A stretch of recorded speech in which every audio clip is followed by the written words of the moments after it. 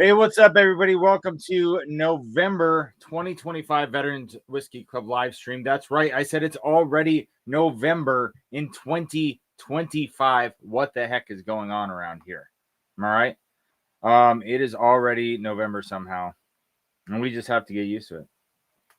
So if you are here for the first time, if you have never seen the Veterans Whiskey Club live stream, we do this on the first Saturday of the month every month for veterans to get together and talk like we are on in a virtual VFW or American Legion. But we are strong advocates for not drinking and driving and as well. And now that we have this fancy kind of platform to where we can get together and chat with each other and tell war stories and drink whiskey together and not have to drink and drive, but you can do it with vets all over the world. Well, by God, that's what we're doing. So if you know a veteran that needs people to hang out with and drink whiskey with and talk with and things like that, let them know that this is a place for them to come hang out first Saturday of the month every month, and they should come and hang out and drink whiskey and talk about veteran stuff. What I'm going to do right now is I'm going to drop the link in the chat. Boom, shakalaka. There you go. All right, now the link is in the chat. What that means is that anybody, you don't even have to be a veteran to join. Definitely don't have to be a veteran to watch. Don't have to be a veteran to hit the like button. None of that stuff. Just say what's up in the chat. Let us know what you're drinking. And if you want to, if you've got the cojones, you can pull up a virtual bar stool, hit that link, and join us on screen to come hang out. Because it is an open bar. When I said we're going to drink together, but not drink and drive, I wasn't kidding. It's an open bar. By God, howdy. Goodness gracious, I've been running all day. It has been a very, very, very busy day. But we're not going to talk about that. We're going to talk about drinking whiskey. Thank goodness. Our veteran whiskey of the month is Four Branches. This is the Founders Blend. What does that mean? I'm not sure. We're going to go on their website and check it out and see what that means. Because I don't know. Is that Troy?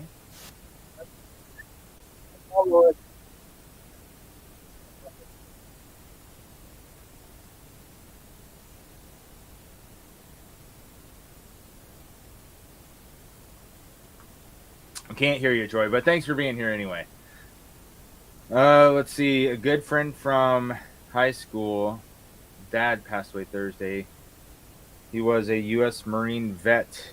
Lewis, right. So I'm going to write that down before I forget, because we are going to get to that. First, we are enjoying the veteran-owned whiskey of the month. Every single month, we have a different veteran-owned whiskey bottle. It doesn't have to be from a different distillery each time. It just has to be a different bottle. So I cannot do their Founders Blend again. But if I get my hands on a different type of whiskey from Four Brothers, then we can feature them again, which I'm hoping we do, because I have traded many emails with the representative from Four Branches, and we're trying to schedule it to get them on the show to interview them to find out more about them.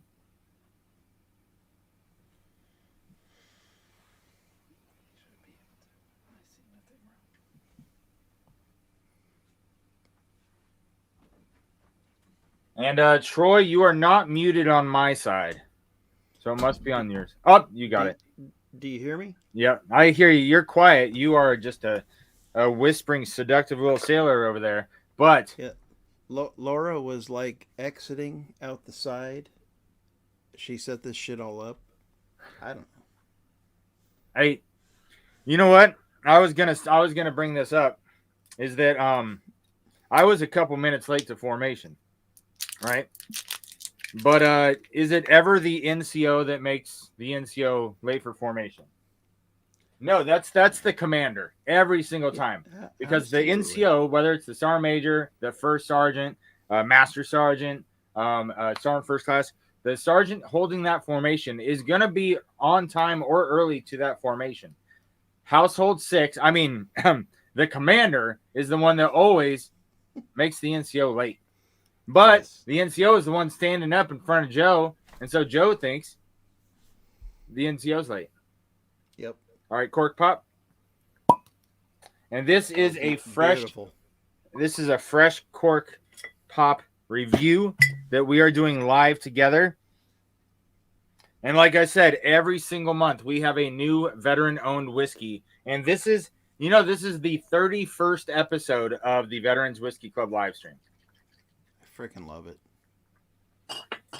So that means there have been 31 different veteran-owned whiskey bottles that I have shared with you guys. That is more than anybody else on YouTube.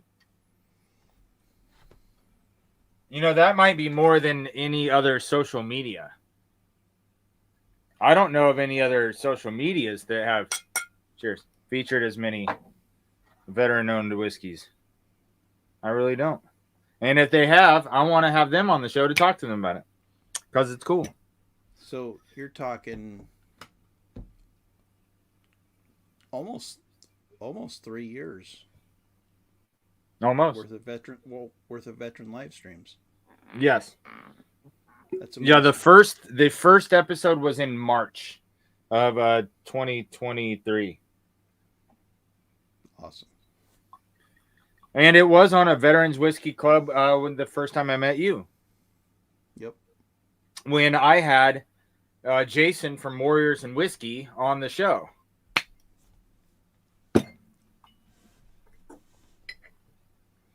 So if you guys aren't tracking, Warriors and Whiskey is like the umbrella company over the Veterans Whiskey Club, the Veterans Cigar Club, and the Warriors and Whiskey Instagram page, and the Warriors and Whiskey Facebook, which there's like 40,000 veterans across the world that are in this social media umbrella underneath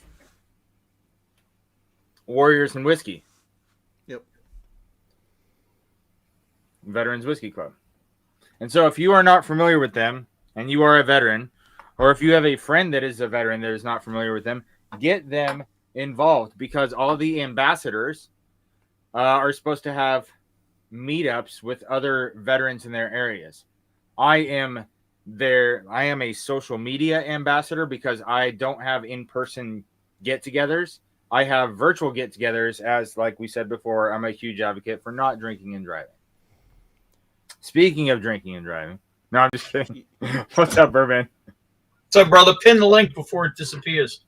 Oh, snaps. Keep me on my team. You do some in-person stuff as well, Mark. But it's not an official Veterans Whiskey Club. I mean, let's make it official. I pick you up. We go see Lee. It's all good. That should totally count. It should.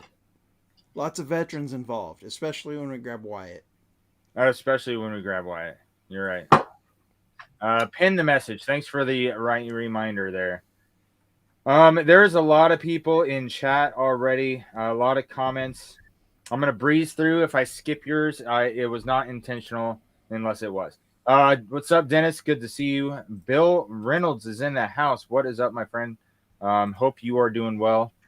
Neo's here. Baker's here. Raging Cajun's here. Good to see you, man. Orlando is in the house.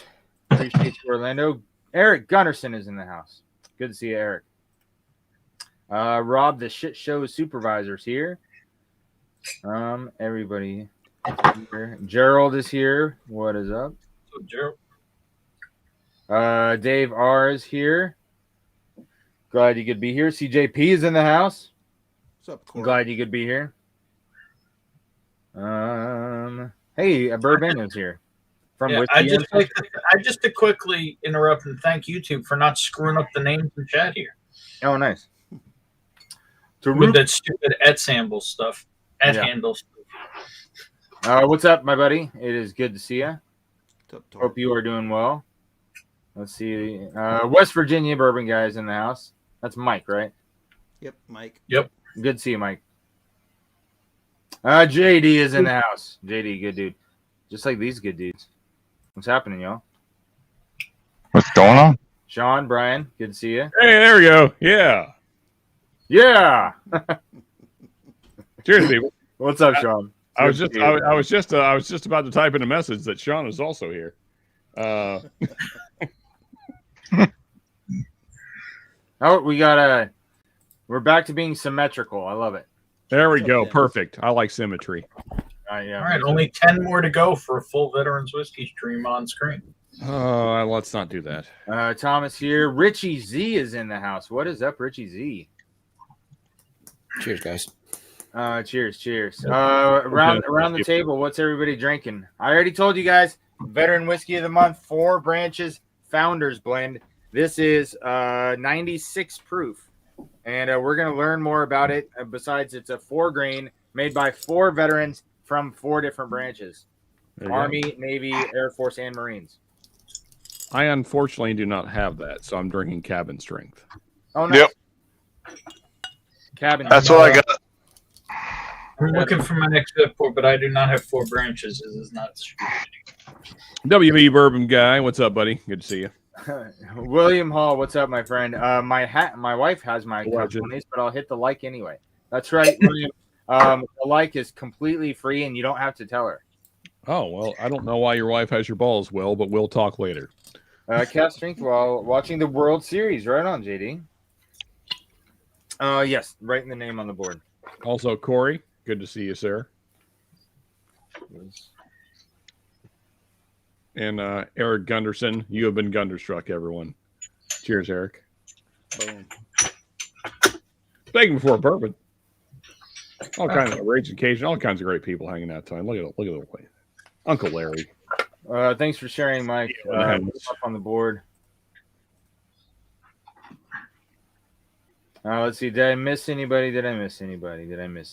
And now that all of you guys are here, let you guys know that at the end of the live stream, before we close out with taps, I'm going to be calling out to formation again to see who is still here at the end, and I will be giving away 2 samples of 4 branches. Hey, and all you have to do is be here. You have to be present for formation and say, "Here, Sergeant," when your name's called out, like you would do if you were really in formation, and I'll send you a free sample. It's going to be a lot of fun. Wait a second. I just realized we're going to be doing a shitload of push-ups later, aren't we? Yeah, of course. Okay. All right. Let me start. At least 22. I mean, Sean, you do have a broken rib. That's not going to stop. That's not going to stop me. We're going to do it. We're doing it. Gandy Rhodes in the house. Good to see you. Barrel Dave is in the house. Good to see you too. Beautiful. An aged Bobcat is here. What's up, aged Bobcat? Hey, that's a new name. Yeah, Yeah. that's a new name. You look familiar though. I like it though. H Bobcat. Yeah. BTM is here. Cheers, heroes. We used to call each other that in basic training, and we would use it as like an insult. Wait, what What are you doing, hero? Hold on. What is this Jigs Kingdom? Is this another Jigs? It's another Jigs. I don't know how to feel about Sitting on several different other North products, smoking cigar, World Series on TV. Right on, Neil. It sounds good to me. I'm kind of surprised I'm not getting more comments on the Household 6. The commander is the one that makes first sergeant late for formation. It's never first sergeant's fault. Absolutely not. Also, I didn't say hi to Troy. Cheers, Troy. What's up, Sean? Love you, brother. Larry's in the house. Oh, there's 2 Larrys back to back. Both Larrys. Larry 3R and Uncle Larry are both in the house. It's good to see both of you. Grab a glass of whiskey for both of us. And I need somebody in the chat to start a 10-minute timer. Every 10 minutes, we need to have a drink of water and hydrate. I think Eric's on The top heat of drill that. starting. Bourbon for bacon. Let's freaking go. Absolutely. I probably need that more than anyone else here, so I'll get on that. A Bourbon Taster 76 is in the house. What is happening? What's up, Dave? Hope you are well. 10-minute timer is running. Roger that. All right, I'm going to pour some water into my official glass, and let's taste the veteran Mark, whiskey what time of the did you month. get home, buddy? And You got to be fucking kidding me. I'm sorry? Nothing. Excuse my French. Brian's having his own stream down there. Yep. Mark, what time did you get home tonight, buddy? I got home at 19:30. 19:30. And that's after a full day of manual labor. Yes, full day of manual labor. I took a shower. I ate dinner. I talked to my kids about their days. I tucked them in. Household 6 made me late, and then I was out here to drink with you guys. Love you. So Fucking legend right here.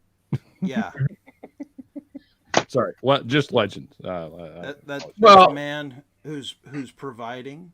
Yeah, legit man. We talked about it last night. Yep. Also, Thank you. There's I don't know if you want to highlight it or not, but I'll leave that to you.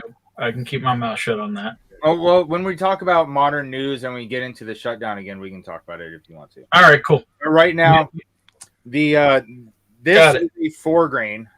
I appreciate you guys, though. I take the compliment seriously. You can definitely tell it's a 4 grain. You can taste the wheat and the rye.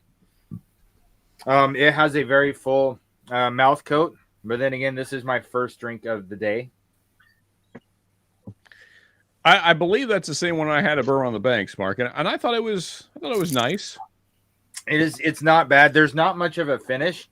Yeah. But the mouth coat from the front of the palate to the back of the palate is full all the way across. It's a little bit. I don't like simple, but I mean it is a little bit simple. But I mean it's a nice drinking whiskey. Yes, I'd say it classic. It is a classic bourbon flavor. Time for some water.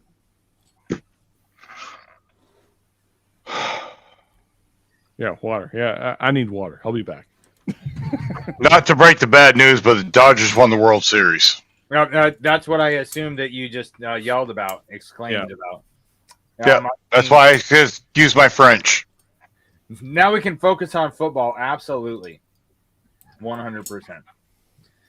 And we are going to get into honoring the fallen. Every month, we want to raise the names of those who were either born in this month or passed away in this month that are no longer with us. Those that put the uniform on, and we only can remember them by telling their stories and talking about them. And I honestly don't have many for November. I have my buddy Tate, that he was in my squad during my first deployment. First deployment, I went to basic training and AIT in Fort Leonard Wood, combat engineer. Got to Fort Drum, New York on February 2nd, Groundhog's Day in 2007. So it was like blizzard material up in Fort Drum, New York. And I thought the place was absolute nonsense because there was snow drifts like 14 feet high up on the buildings, and it was like negative 30 degrees, and we're still marching in formation. It was absolutely crazy. But the unit that I got assigned to was already they've been in Afghanistan. They were scheduled to come back soon, and they had lost some people, and that's why me and 6 other guys were sent there from basic training. We got there, they got extended, so they were no longer coming back next month. They were going to stay there for 3 more months. So they said, you guys are not going to sit here on your butts for 3 months. First sergeant wants you down there. You're going to Afghanistan. So a few weeks out of basic training, I'm on a plane to Afghanistan. And I step around the back of the plane with a rucksack, a duffel bag, an assault bag, vest, kit, like all kind of just way down. I come around the backside of the plane, and there's just this hot air, like a blow dryer on my face, like 120 degrees, but high wind. And I'm like, I've got to get out from behind the plane. And because I'm walking along with a bunch of other people, and I look back and the plane's way back there, and I'm like, it's really this high here? You know, a couple of weeks ago, I was in negative 30 in Fort Drum. Now it's, 120 in Afghanistan. It was absolutely great. That was fantastic. And so I meet my squad leader, my platoon sergeant, and I meet my squad. And Tate was in that squad, and he was the only one that was nice to me for the first few days that I was there. Because everybody else was, giving me shit for being the new guy kind of a thing. But Tate was really cool with me and got to know me a little bit, and we rode in the same truck together. And I found out that in November of 2020, he took his own life. So, my buddy Tate. I'm sorry. I caught the tail end of that. I'm sorry, Mark. Yeah, sorry, brother. Yeah, that's rough. Yeah, it sucks. And Mike, thanks for sharing your good friend's father passed away. There was a veteran. Put Luis' name up there so we can raise a glass. Yeah, I got one this month. Fortunately, Bonnie's grandfather, U.S. Marine Corps, World War II. Really? In November, yeah. Leon Schwartz.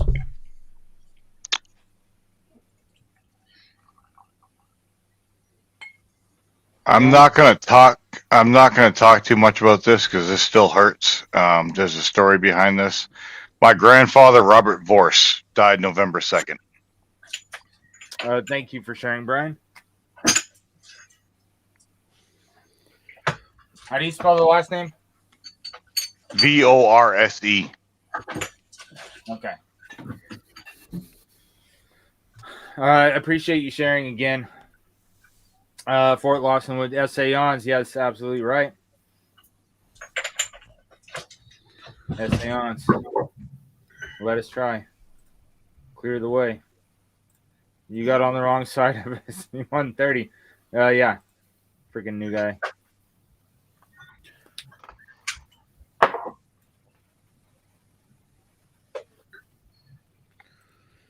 But I will say this though. He was a medic in the Navy. He was over in Japan. Right on. My dad was a crew chief gunner, B-17 World War II, died November 7th.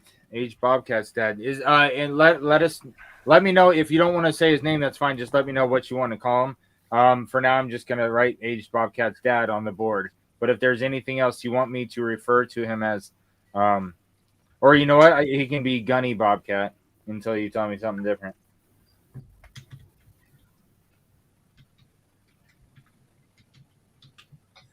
I mean, that's a pretty badass name right there, Gunny Bobcat.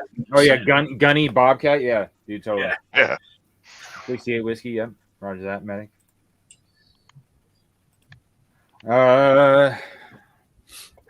But yeah, so I was at E1 in Afghanistan, and later that night, my squad leader came in and said, "I know you just got here, new guy, but I'm not leaving you here by yourself, and we're going on a 13-day long mission tomorrow. So pack your shit." And so we got in contact, and I found an IED that first mission. So I got my cab before I got my E2. Hey.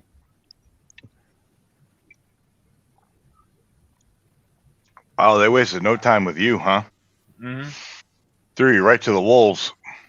True story. That was in eastern Afghanistan, Korengal Valley.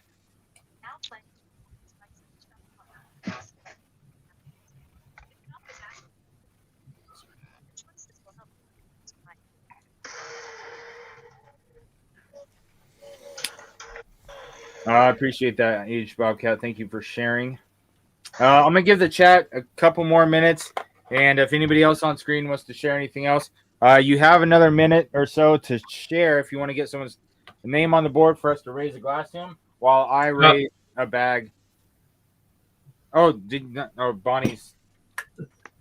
Didn't I put No, you got him on there, right? Leon Schwartz? Yeah. No, Bobcat put his father's name in chat. I wrote it down. Oh, okay. Yeah, Robert Walser. Yep. I'm trying to find his rank, but I don't know if I have it. So this is my black bag bottle of Horse Soldier. It's cast strength signed to me. I only drink out of this bottle when I'm raising a glass to the fallen.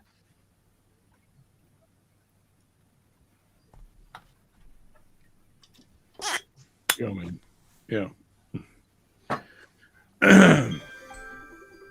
Staff Sergeant. Okay. Water time. Already water time again. Yeah. Mark, Staff Sergeant Leon Schwartz.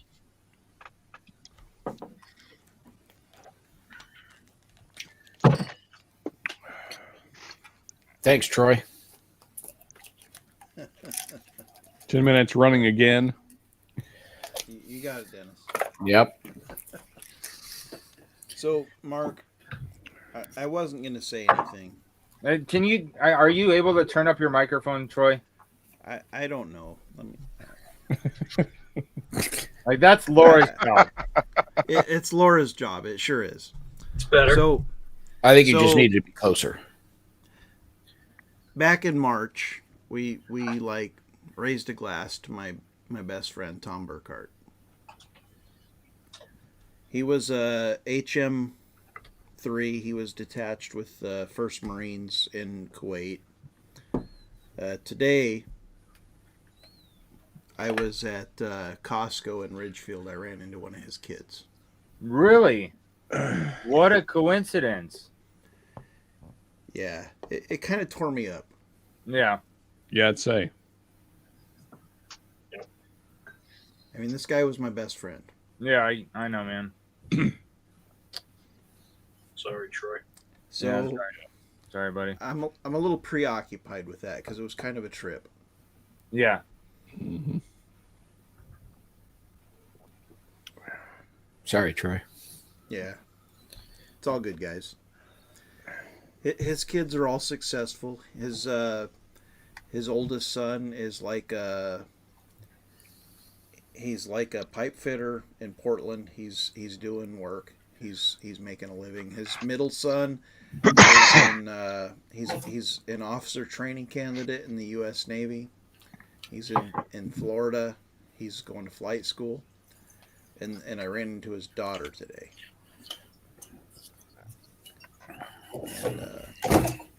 And we talked a bit about him, and it was a good day. Yeah. Good. Their spirits still high. Yeah. Well, I'm glad you got to run into them. Even though it hurts. Yeah. So Orlando shared 2 of his friends, Bobby Knight, who is in the U.S. Navy, and Michael Smith, who is in the U.S. Marine Corps. Both of them had birthdays in November, and they're both no longer with us. And so I just wanted to tell Orlando, thank you very much for the email. And we're raising a glass to Bobby Knight and Michael Smith as well. Their names are on the board, my friend. For sure, buddy. All right, so everybody raise a glass to those who are no longer with us. To honor and remember the fallen, lest we forget, until Valhalla. Cheers. Cheers. Cheers. Cheers.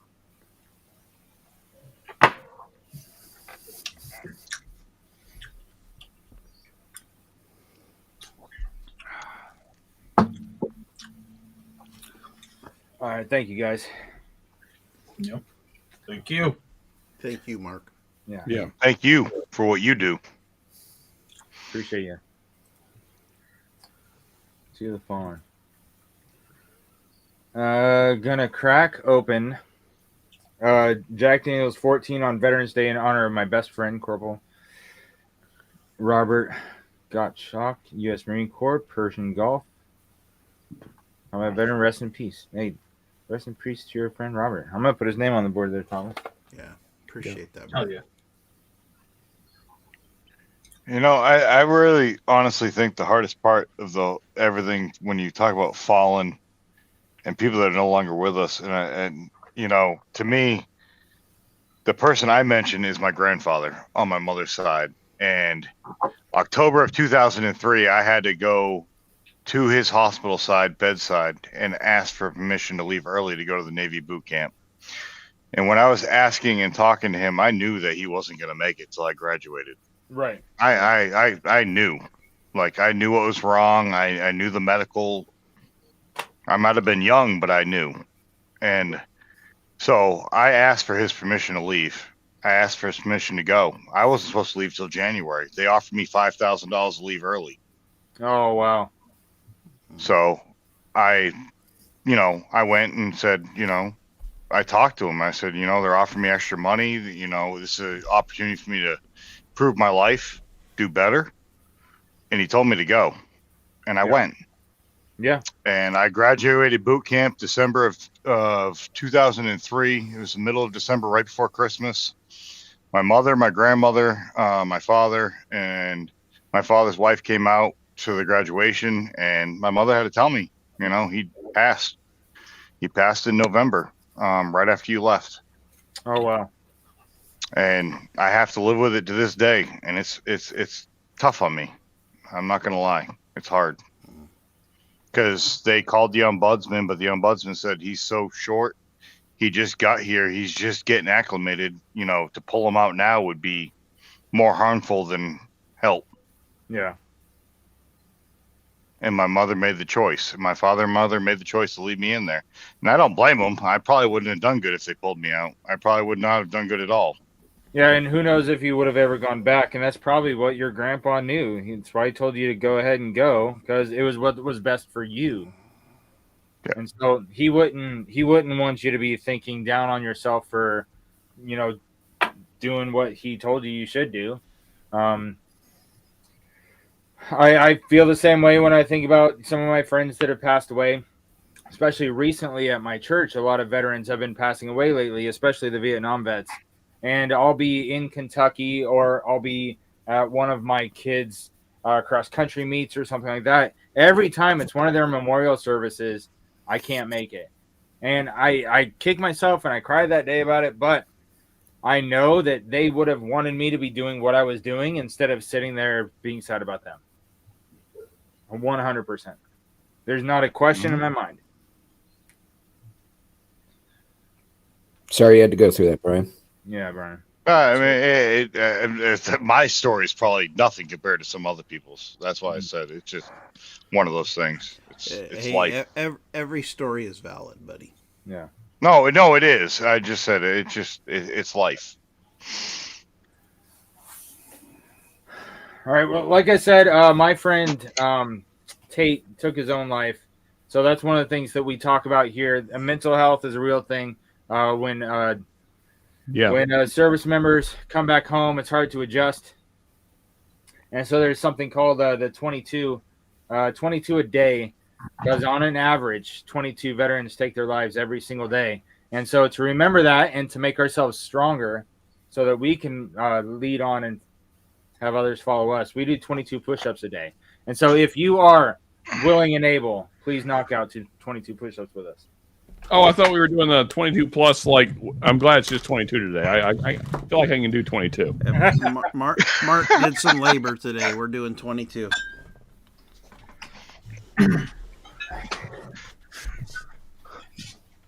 One, 2, 3, 4, 5, 6, 7, 8, 9, 10, 11, 12, 13, 14, 15, 16, 17, 18, 19, 20, 21, 22.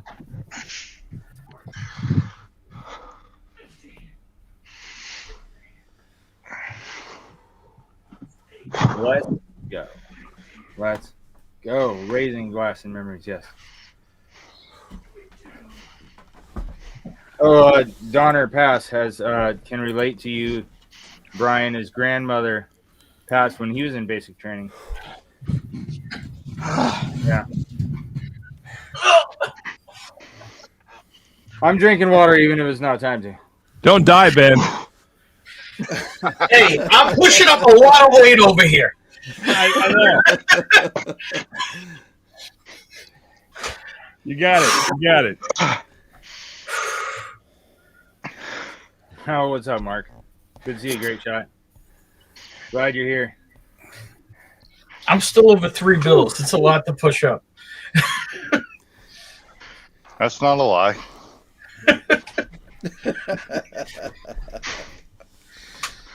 All right. So now we have finally made it to talking about this jolly month of November.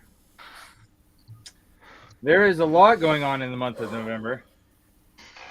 It is a significant month in military history, marked the end of World War I, Veterans Day, of course. Then you've got the 250th anniversary of the United States Marine Corps. Not to be, they still stand for my ass rides on Navy equipment. So I mean, let's see. Water time again. Okay, drinking more water for fun. Hydration is key. That's it. Good to see you, Mark. All right, so the third phase, final phase, offensive through German defenses. Okay, Veterans Day. Let's see, November 8th, Operation Torch. Franklin Roosevelt. Oh, the Big Three. Yeah, I forgot that was November. The Women's Reserve of the Coast Guard, known as SPARS, was established. So in 1942, they made a Women's Reserve unit in the Coast Guard. I did not know that either. I had no idea that even existed. Yep. A Continental Congress established the U.S. Marine Corps.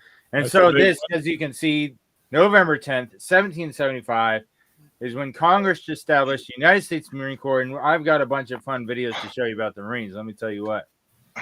Current eaters. Oh, I'm sure there's fun videos about the Marines. Come on now. Hey, my grandfather was a Marine. Those guys. Where's Independent Joe when you need him? Yeah, exactly. Yeah, where's Joe? He's probably munching on a green crayon. All right, Chair Force. He may like the blue. I don't know. Being married to a close wife, finding work, I was in becoming an expert in the yeah, absolutely. Yeah, we talked about that before. You giving your wife shooting lessons and stuff. That is absolutely awesome, and I highly recommend it to everybody out there. Yep. So November 13th of 82, great year. Vietnam Veterans Memorial in Washington was dedicated. I got to see that just a few months ago. Really cool. Soviet fighter plane. Was that your first time in DC, Mark? Yes, it was my first time in DC. Wow. What a time to be there. Orlando. What's up, buddy? What up, Hey, guys. The Dutch for St. Eustace West Indies rendered became the first African American to command the Navy Blue Angels. Oh, roger that. Interesting. Lots of stuff in the month of November. Yeah. But you can bet your butt that I'm going to check out the U.S. Marine Corps' 250th birthday first. That's just going to happen. Yeah. It's almost like we got a bottle to cheers with that on the Marine Corps' birthday. Yes, Ben, thanks for bringing it up. If somebody wants to drop a link to Independent Joe's channel in the chat, Independent Joe is my favorite Marine, and he is going to be doing a live stream next Monday on the actual birthday of the Marines, and so he is going to be doing a live stream. Therefore, you know that I am going to be drinking his single barrel pick with him. Oh, nice. Which I haven't cracked it yet because I'm going to crack it with him on the Marine Corps birthday. I'm so There you go. excited for you to crack that thing. As you should. Have you already cracked it, Troy? I did crack it and like was raving over it earlier on our backstage. Oh, really? Nice. Yeah, it does actually say happy 250th. It does, and I ain't gonna lie, it's whiskey of the year running. It's that good. Wow. Oh, really? I'm saving Yeah, mine. Mark, I'm saving mine to crack on Joe's stream also. I appreciate that of all of you guys that couldn't wait. I'm so excited for you all to try it. It's so freaking good. Excellent. Mark, you could just send it back here. So. Dennis, you fell off. Yeah, for some reason it kicked me backstage. No, okay. So this is our first of many Marine videos we are playing today. Because it is their anniversary. For 250 years, America's sons and daughters have taken the oath to defend this great nation, protecting the liberties that we hold dear. Always ready when the nation is least ready. From the sands of Iwo Jima to the mountains of Afghanistan, Marines have answered the call in any clime and place. This year, the Marine Corps celebrates 2.5 centuries of relentless devotion to defeating those who would challenge the freedoms we cherish. We also honor those who have paved the way and inspire future generations to earn the Eagle, Globe, and Anchor. On November 10th, 2025, the Marine Corps will proudly celebrate our 250th birthday, honoring our legacy, sacrifice, and unwavering commitment to our nation. Nice. Nice. I like it. Yep, found an awesome video dedicated just to the 250th. Mark, Yo. no poll. Oh, yeah, it's coming. Okay, I copy. need to put a poll in. Thank you for reminding me. Got to put a poll in to see which branch is representing the strongest. So Just call me the annoying reminding wife tonight. I swear. You know, and link and put up a poll. What's wrong with you? Mark, it'll be nearly be a whole year, but I believe I missed you in September. So, but next September I'll catch you. What do you mean? That's my grandfather's death day. Oh, gotcha. Which branch of the military did you? I usually do this while there's a video playing. That way it's not. All right, so wait for that. You guys sitting there watching me eating popcorn while I'm typing. Not carrying on the conversation. Roger that. I got it. Don't worry. He can't. The nagging wife kept nagging him. Careful, Space Force. Let's go, shaved legs. That's wrong. Bro, come on. Ghosties, did our welcome back where you got a high bars, burn pit, everything in the research. Navy, Heraclitus is in the house. When am I gonna click get the link? Join us, buddy. Let's talk. Yeah, let's Come on, man. No, let's get one of your bottles and you on the show for an interview of Distiller's perspective. Let's go. Yes. Click the link, buddy. That will be fun. If you guys haven't watched it, I have the best interview show on YouTube. My family's all over the map as far as I got nothing to say but agreement. Best interview show on the YouTube. Thank you. All right, hold on. I've got. You guys know that I'm a big fan of sharing Medal of Honor recipient stories. Mm-hmm. So when I found this video, I was like, and I was just like, dude, this is like the best video I've found in a long time regarding the subject at hand. Okay. Let's talk about Marines and Medal of Honor.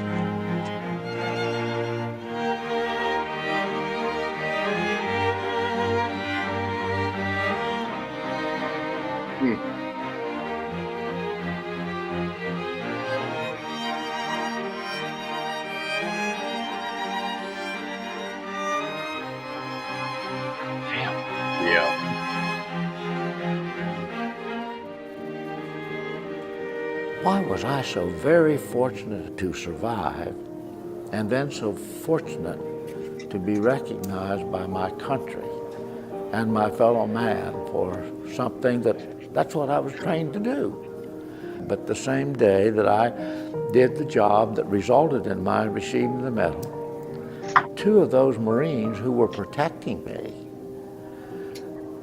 died. Yep. And I have said since the inception, I am just the caretaker of it. It belongs to them. It doesn't belong to me. So when I wear it, I don't wear it for what I did. I wear it for what they did. Wow. There you go. Yes, sir. True leader right there. Yep. Yeah, and so when I saw that, I saw it for the Marine month of November, their 250th anniversary coming up next Monday. So be at Joe's live stream.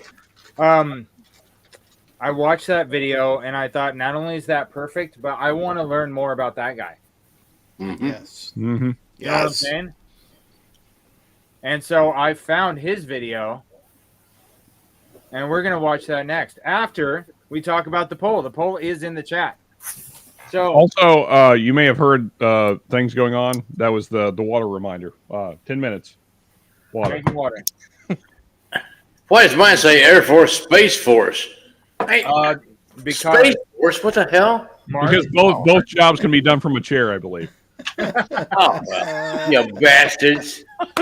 The Oh, hell? okay, so Mark just pointed out that almost every poll option has two different options on it. Now, the reason why is because YouTube does not let me choose as many categories as I want. I have to limit it to 4 options. And so I put Navy and Marines together. I put Okay. Air Force and Space Force together Obvious. because Space Force came from a department in the Air Force. Okay. Space Force was previously part of the Air Force, right? Army, Space Coast Force, Guard, Air Defenders Force. of the Nation, you know. Mm. And then the 4th option is other countries' military, because there are a lot of people who watch this show that either they served in or their family served in another country's military, and we definitely want to give them a spot to vote on that. Yeah, for sure. Yes. Yeah. Next run, I should have plenty with multiple toasted barrel expressions. Well, dude, let's get one in my hands so we can interview you, and I can give out a bunch of samples to help spread the word and have more people buy your stuff. It'll be great. Yes. For sure. So yes, make sure you vote in the poll, and let's see which branch is gonna be the winner this month.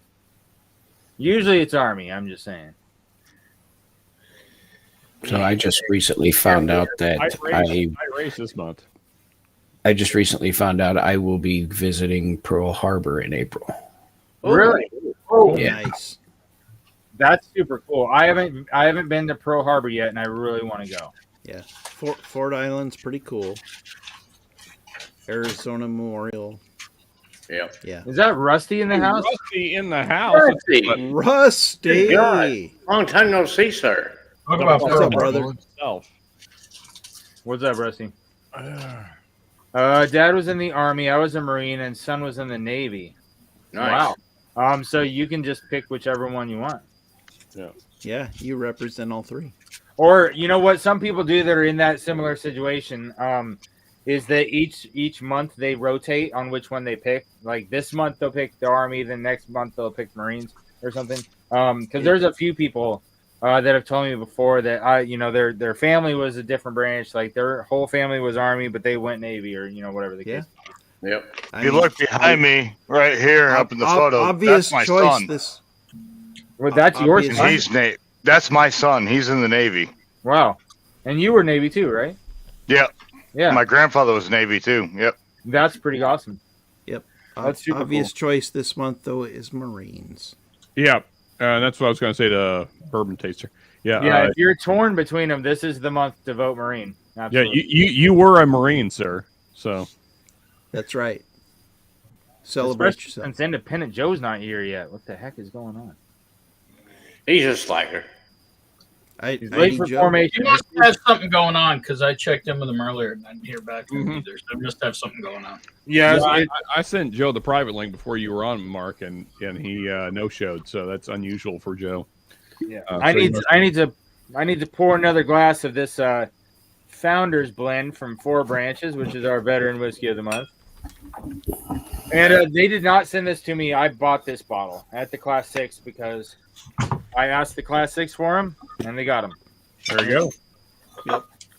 But yeah, I bought it. I have been talking to them about getting them on the show though, because I really want to interview them and learn more about them. Because I have a lot of veteran-owned whiskeys, and this is the only one that I have that has somebody from the Army, the Navy, the Air Force, and the Marines in the founding group.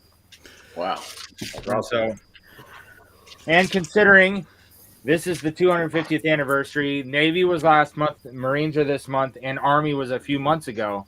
When I got to be in the parade, this definitely, and it's Veterans Day, so many reasons why I went and picked up this bottle to have it be the veteran whiskey of the month.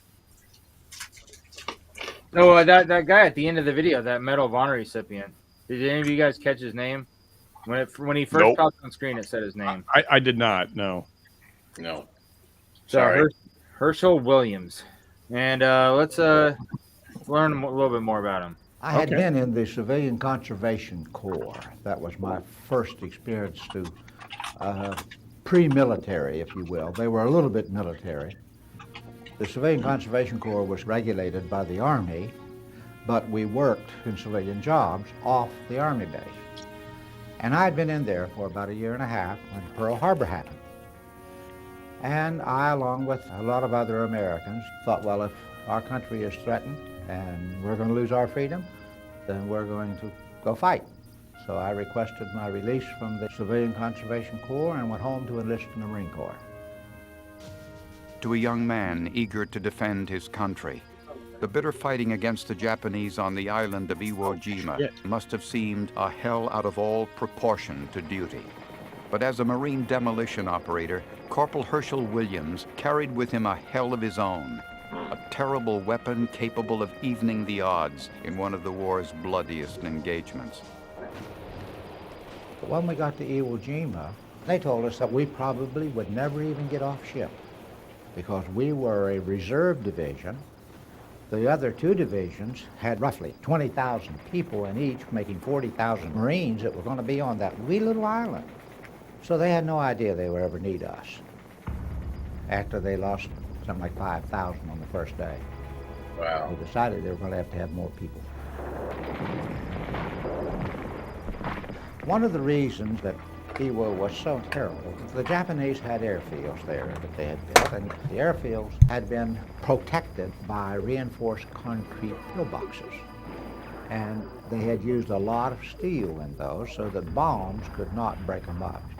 They had piled a lot of sand on each top so that when the bomb hit or the artillery hit or whatever, it would blow a lot of sand in a lot of directions, but it didn't do much for the pillbox.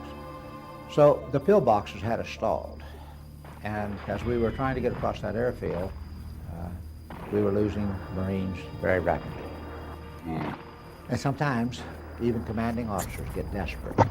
So losing men rapidly, he asked me if I thought I could do anything about those pillboxes that were out there. Somebody in my unit said, I said, I'll try.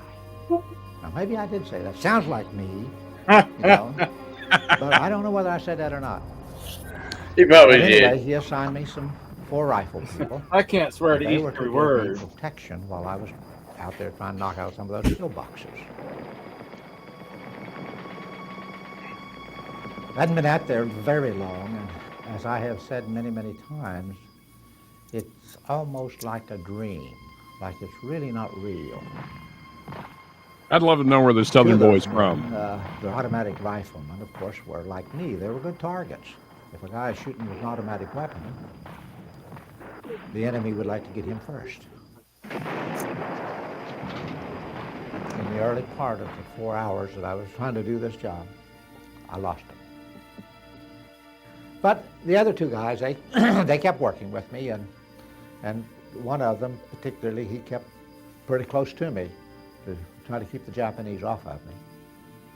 And one of those pillboxes I'd been trying to reach, I saw where they had been firing their weapons. They didn't have any smokeless ammunition. Ours wasn't total, but it was better than theirs. So smoke was curling up out of the top of it, and I sort of figured they had a breathing hole up there or something, you know. So I crawled around to the side where they couldn't see me because one side of the pillbox was solid, and got up on top. And they had a air vent pipe up there. And it was just the right size that my flamethrower nozzle fit down in it. So I was ready to fire. And they knew that, I guess, because they came charging out of that pillbox. 4 or 5 of them. I don't know. A bunch, anyway, with their weapons and bayonets to get me. And I got them first. There you go. I was just reading recently where flamethrower goes all the way back to the Roman Empire. They didn't work quite as like ours, but they had them. And Byzantines. they were just as vicious then as they are, or were then.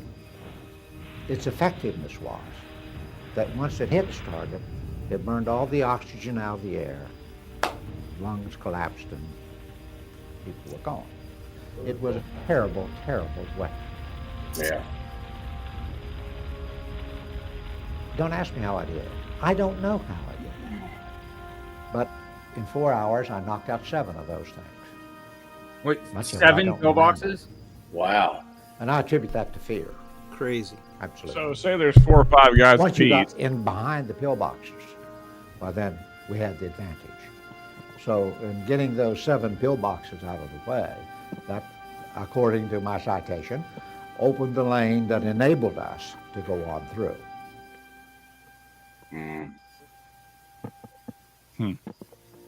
When I received the Medal of Honor, the day after President Truman presented it, I went in the office of the Commandant of the United States Marine Corps. And I can't tell you which place I was more frightened, standing before the President or facing the Commandant of the Marine Corps. But he was almost God in the Marine Corps. He was also a Medal of Honor recipient from Guadalcanal. So he knew what we were facing. But he said to me, as I stood there, very sternly, that medal does not belong to you. He said it belongs to all the Marines who did not get to come home. Yep. And don't ever do anything that would tarnish that medal. There you go. The medal represents what the country has always stood for. Sacrifice. The day I was born, on October the 2nd, 1923, I was handed a gem that is absolutely impossible to buy. That was my freedom. Can't pay for it. There's not enough money in the world. So this medal, to me, stands for sacrifice, service. Yes, sir. Thank you, sir. Yeah. Hey, alarm went off again. It is water time. But man, what a man! Just We are hydrating. yeah. That guy's incredible. What was his name again, Mark? Because I wanted to Google him real quick. Herschel Williams.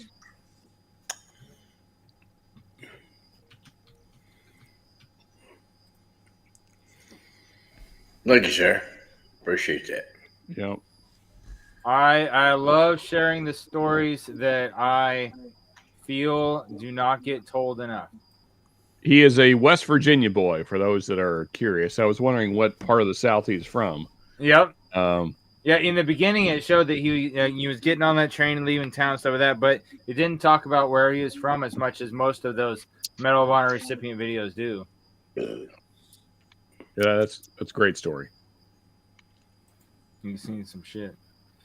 Yeah, buddy. Yeah, and that especially like the Marines in World War II, the Pacific, I thought did a great job showing you something that you never see almost anywhere else. A lot of the World War II stuff you see is from the European side of the fight. Yeah. You don't see very much from the Pacific side. And Iwo Jima especially was just a fucking bloodbath, man. Oh, sorry, apologies. It was rough. You're good. I mean, we're adults. We can say bad words when we're drinking whiskey. It's just I mean, that island was a massacre on both sides. You did use it in a complete sentence, also. Yeah. Yeah. Great video. Oh yeah, so cheers to Herschel Williams.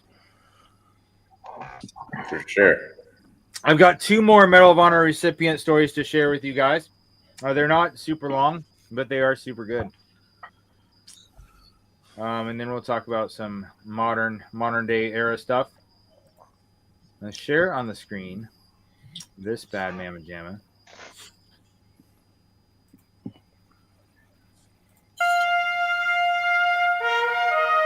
Yes. US Army, November 67.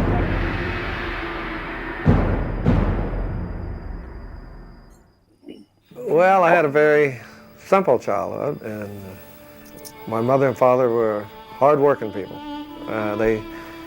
As I grew up out there, we learned how to work hard, play hard, and to trust each other. The person I think that helped me out the most in my life is my coach. Thanks to Coach Ed, and teaching me the true value of teamwork, teaching me the value of going forth, being counted for. Don't sit back and wait. When you see a situation that needs to be taken care of, take care of it. The lessons of his boyhood learned, James Taylor joined the U.S. Army ready to serve. As a lieutenant with the 1st Armored Cavalry, Taylor's first major contact with the enemy would become his most storied. On November 9th, 1967, as his troop labored through the rice paddies and rivers near Quezon, Taylor came face to face with an unexpected enemy. I was the executive officer of Troop B, 1st Squadron, 1st Armored Cav. We had received information from intelligence that the North Vietnamese were moving south and preparing a major offensive action against us. So we were, as an Armored Cav unit, we were assigned the role to seek out, find, destroy the enemy. And we were in the very rugged, very hilly area, surrounded by rice paddies, intermittent streams. And as the troops were taking position, all of a sudden what we thought was just a hillside opened up. And they had weapons concealed, and they began firing upon us. We were ambushed. We took a lot of casualties. I was responsible for getting the wounded out. And if I saw a situation that needed immediate attention, then that's where I'd go to. With armored vehicles ablaze all around him, First Lieutenant Taylor ran from tank to tank and extracted the wounded. Dodging the relentless mortar and rifle fire, Taylor continued to rescue soldiers from burning vehicles, even after being painfully wounded by a bursting mortar round. Then Taylor relocated the medical evacuation site to a closer position, delivered the wounded, and pushed onward, undeterred by the enemy's escalating viciousness. Whenever a situation arose, I took care of that one. And if something else come up, you take care of that one. To be honest with you, as I look back on it, it's just kind of a blur. When you're in a situation like that, there's a lot of things going on. When you got machine guns that can fire 1,000 rounds a minute, and you got automatic weapons firing, you react to a situation. You know what you got to do. Yeah, you believe in yourself, and you make it happen. When I was looking at these guys that I helped train, I knew their families. I knew their wives, I knew their girlfriends, I knew they had children, and I was going to get them back to their wives. They're going home. We were going home. So it's hard to believe the feeling when President Johnson placed this ribbon and medal around my neck. It's awesome. I don't know why me, because there's others very deserving. I have a grandson, 22, and a granddaughter, 10. But I don't want them to believe that Grandpa's over here in this category. I am, but I'm not, because I'm one of all the millions of veterans. I'm one of them. Yeah. I carry this for them. I wear this for them. So I don't want them to put me up here above the other veterans. I'm part of the team. I knew it was my time to be counted for. I mean, I had to get up and do something. I wasn't going to sit there and see my troopers go. I mean, if we went, we're going together. We went in as a team, we're going out as a team. All right. Hell yeah. Yes, sir. That's normal. Yep. That was a good one. So minute 40 on hydration. It didn't say too much about it other than the fact that he did it while he had already been injured from mortar fire. Mm-hmm. It didn't say too much else about that. Right? It just said that he had been injured from mortar fire. And I'll tell you guys why after we check the poll. So checking the poll. Army and Coast Guard is leading the way with 41%. Navy and Marines is very close behind them at 38%. Air Force, Space Force at 17%, and other countries' military is in 3%. So we do have representatives here. I absolutely love that. Thank you very much. Please vote in the poll. Keep bringing your branch's numbers up. Appreciate you guys doing that. Lots of people voted in the poll so far, and the numbers are looking good. Oh my goodness, somebody else just voted, and the Army Coast Guard just got tied with Navy and Marines neck and neck at 40%. Oh my goodness, it's a close race this time. Come on, you Air Force puckers. Come on. Give me some help here. They're sleeping already, and you know it. Oh, I know. It was just blackers. What the hell? But still. Oh my goodness. I can always hope, you know. So it said the last Medal of Honor recipient we just watched, it said that, you know, he pushed forward even though he had been injured from mortar fire. Now the reason why, I'm just speculating here, you know, I don't know everything, but I'm speculating the reason why that video is saying that and not giving you more information on that is because there's not much other information to get. When you're getting fired at by artillery or mortars, you don't know where it's coming from. You just know that random stuff is blowing up around you, and it sucks. I hate it very much. Unless you can hear the burst. Tracking, Sean, appreciate you. Water time. If you're close enough to the poo site, which poo is point of origin. Yeah. If the poo site is close enough to you to where you can hear that report before the mortar lands and explodes randomly around you, and it's scary and it sucks, then you all you know is stuff is exploding around you. And I've told you guys before, I would rather get shot at directly every day of the week, because those times that I've been dismounted, and walking alongside the trucks looking for command wires and guys waiting in ambush and stuff like that, every time I got shot at, it kind of made me happy because it's not only an adrenaline rush, but if they were as good at shooting as I was, I wouldn't have heard the shot. I'd be dead. So now they just fucked up. Now I know where they're at. Yeah, I can tell where the direct fire is coming from. Indirect fire, I can't tell where it's coming from, and I get scared. I do. I don't like it. Chris, I don't like it at all. Army. I told you guys my very first mission was my second day in Afghanistan, and it was a 13-day long mission, driving up and down the Pesh River Road into the Korengal Valley, clearing the road for IEDs for other troops moving up and down that critical, road that travels along the river with mountains on each side. And so we were the idiots looking for IEDs on that road. Don't like that. I had a minesweeper and was out there and doing my thing. We found an IED. The EOD guy that was with us, because we had an EOD truck with us, for some reason in that area specifically, they weren't letting us blow it up ourselves. Usually us combat engineers, we can just blow it in place and drive on. We don't have to wait for EOD. So we had an embedded EOD. Those two EOD guys took a few of our dismounts over to, a big rock, in the field to blow it up. They blew it up. It was all good and great.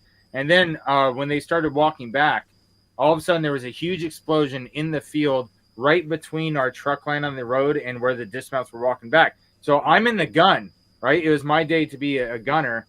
And so I'm up there, and with a 50 cal in my hands. Then all of a sudden, this huge explosion happens right in between our truck and the dismounts walking back to the truck, which one of the guys was a guy I went to basic training with. And I was like, what the hell just happened? And then all of a sudden, after the dust clears, the guys poke our heads up. Hey, can we run back to the truck now? And they're like, sure, you can try. So they all ran back. They were fine. And then a few more mortars hit and some sniper fire started coming. And so I turned 25 when I was in basic. So I was a 25-year-old E1 in Afghanistan getting shot at. And I looked down at these fucking veterans that had been there for a full year already. And I told the driver, I was like, hey, bro, switch me spots. And he was like, why? And I was like, because I have more years driving experience than you do. But you have a lot more experience on this gun than I do. Switch me fucking spots now. Yeah. And he did. He did. As the E1, I fucking was like, I said it so confidently that I was like, I can drive because I got more driving experience than you. But you got more experience on this gun. I need you on this fucking gun. And he did. And so we switched spots. And so I jumped in. Nice. I drove us out of there while he was on the 50 cal letting Yeah. We're both trying to not die here. Let's do what we do best. Yeah, right. But my squad leader was a little like, what the fuck? Because it's not normal for a gunner and a driver to switch positions during a fucking firefight. Any idea after that switch if he reached out and touched someone? No, but I know that they called for fire and lit up the hillside with some 777s and shit back from the base because we couldn't see where they were shooting the mortars from, but we knew they had eyes on us the way they were trying to walk them in, and so my platoon sergeant just called up and lit up the fucking hillside. There you go. Okay, so they had a bad day. No, just give them a whole lot of freedom and they'll figure it out. Exactly. Yeah. But yeah, so the last video where the guy said he pressed forward even though he had taken indirect fire. It's like, well, you didn't say anything about that. Yeah, because with indirect fire, there's not much to say except for you're taking indirect fire. He probably had a piece of metal in his leg or in his side, or they didn't describe, but I can tell you it sucks and I hate it. Things are blowing up and you don't know where it's coming from. Yeah. Like last month, my buddy Colors died on Halloween during my third deployment in Afghanistan, and he was a mechanic. He was in the motor pool. He was just going out fixing a truck and caught an indirect round. Wow. Because indirect sucks. I hate it. Yeah. All right, moving on. Let's. What'd you pour up, Orlando? Hey, cheers to your buddy, though, Mark. Thank you. Yeah. Please don't whiskey. I'm gonna have to get out of here. All right, Mark. Cheers, buddy. All right, Mark. Good night, Mark. Scott. Good night. Hey, thanks for coming in and saying hi. Love you. Love you too, buddy. Love you, brother. Yeah, just another veteran whiskey from Oklahoma called Lead Slingers. Oh, yep. So Lead Slingers is by Matt Best and all those guys that they are the same company that runs Black Rifle Company and all them. Matt Best and Lead Slingers. I can say I've only had one bottle of Lead Slingers and it was not very good, but I hope that I haven't seen that Blue Line one that you have, Orlando. Yeah. So I hope that one is better than the one I have. I can tell you that. I've got another one that's a rye, and it's their Fighting Spirit. Okay. It's pretty good also. Well, good. I'm glad it's good because the first one that came out, I grabbed it and it wasn't. Yeah. Hopefully they got their shit together. I remember your reviews, Mark. I've avoided Lead Slingers because of it. Well, it sounds like they've gotten better as they've continued on. Which is good. I was born in Jackson, Mississippi. I have 2 younger brothers. My family's amazing. They're very supportive, and I've been very fortunate to have just an amazing support system. I played football all growing up. I really worked hard. That transitioned into middle school and then eventually high school football. Later on in high school, I decided that I wanted to join the military. I wanted to serve a purpose bigger than myself. I didn't want to wake up one day and regret not serving when I had the opportunity. I was with 2nd Battalion, 9th Marines out of Camp Lejeune, North Carolina. I was aware in 2009 when I joined of what's at stake. I did know we were in a time of 2 wars, but my mindset was there's absolutely nothing that is going to stop me from becoming a Marine and serving my country. We worked very, very hard, and we got not only physically ready, but mentally ready. And we deployed late July of 2010 to Marj, Afghanistan in Helmand province. It was very hot, very rugged, tough terrain to not only navigate, but to operate in. Flooded farmlands, flooded fields, wading through sewage canals to avoid IEDs. It was a difficult deployment. There was a lot of fighting every single day, sun up to sundown.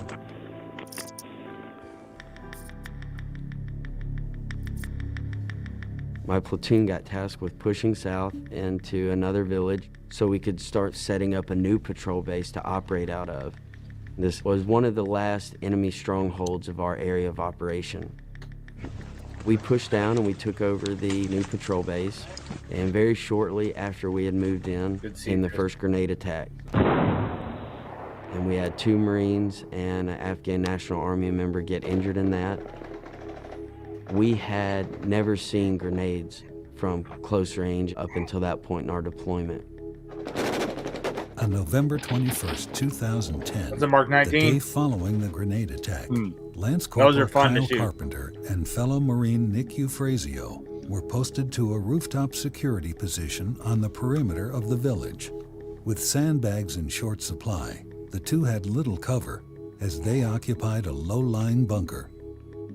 I remember us going over the scenarios if a grenade was thrown up there, or if we started taking fire from this direction, how would we react? Nick Eufrazio is an amazing Marine, and I credit him with just saving so many lives while we were over there.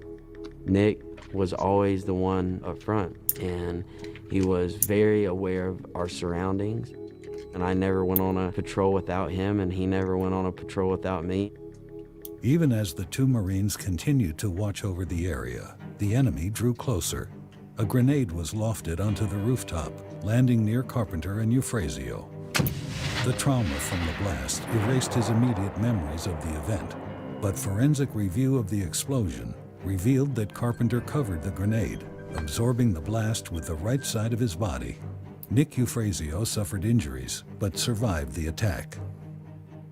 After the grenade and the explosion had happened, I remember trying to push myself up and I guess shake it off, and I couldn't feel either one of my arms. The next thing I thought of was my family and how devastated they were going to be that I was not going to survive and make it home from Afghanistan. And then I went unconscious.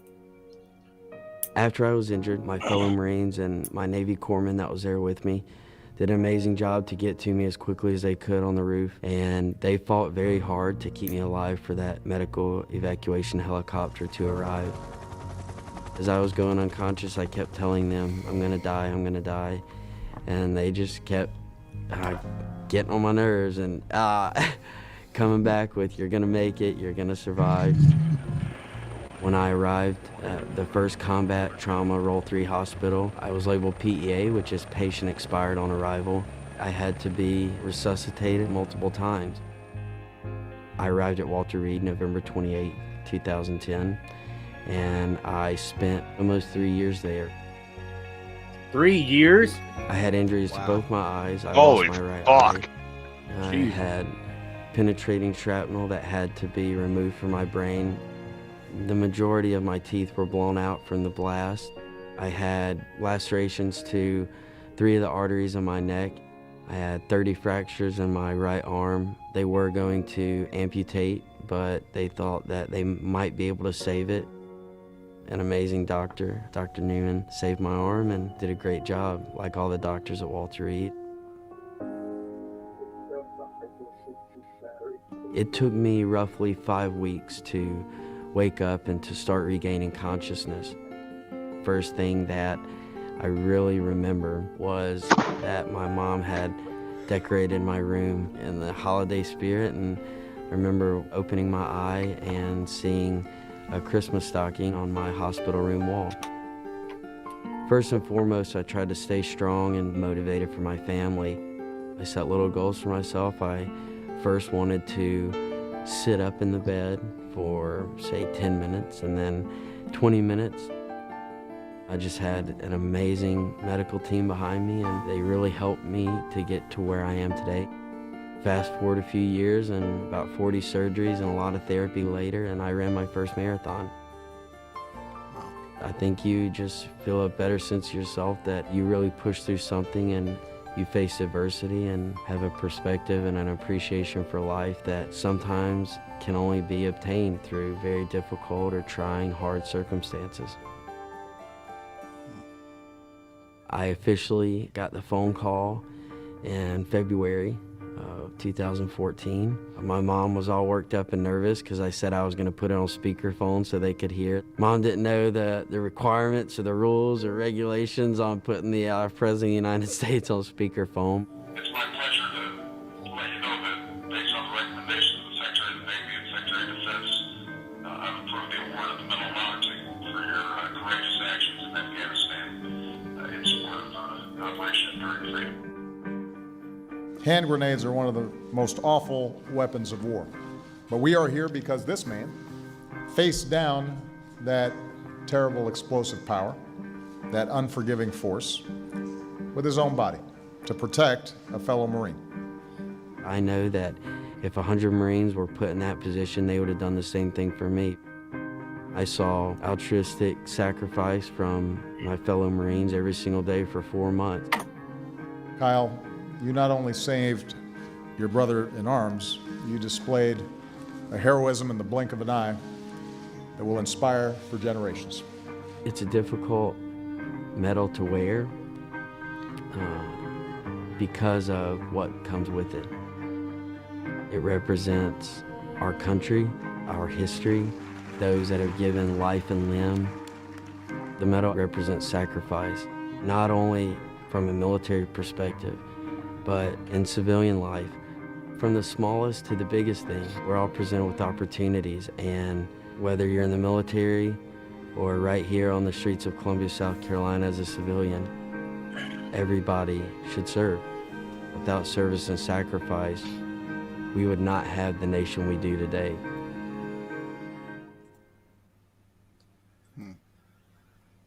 Yeah. That kid is a badass. Yeah. But he's just got a heart of gold. Like, heart of gold and balls of fucking steel. Jumps on a grenade. Holy shit. All right. So last year, I think I'd found a video of him being interviewed on like Letterman or something this year. Last November. So this year, I was really glad to find footage, like a video that showed footage of him, like just like shooting and training, and pictures of him with his fellow Marines, and very, very appropriate for the month of November. That happened in the month of November. For talking about the Marines' 250th anniversary and wanting to show more Marine videos today in light of that. Such a good story. And Carpenter, I want to say, is like one of the youngest Marines to ever get the Medal of Honor, if not the youngest. Hold on, I thought I looked that up earlier. I might have. Let's see. Oh no, Jacqueline Lucas was the youngest Marine to receive the Medal of Honor from World War II. Carpenter is the youngest living recipient. So yeah, Carpenter, it wasn't the youngest Marine, but he's the youngest living recipient. I mean, in fairness, those boys back then were like enlisting when they were underage, so. Yeah. True story.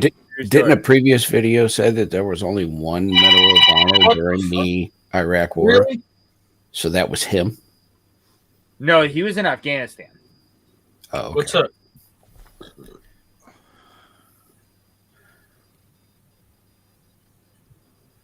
I'm trying to see if it has on this. I looked up this list of.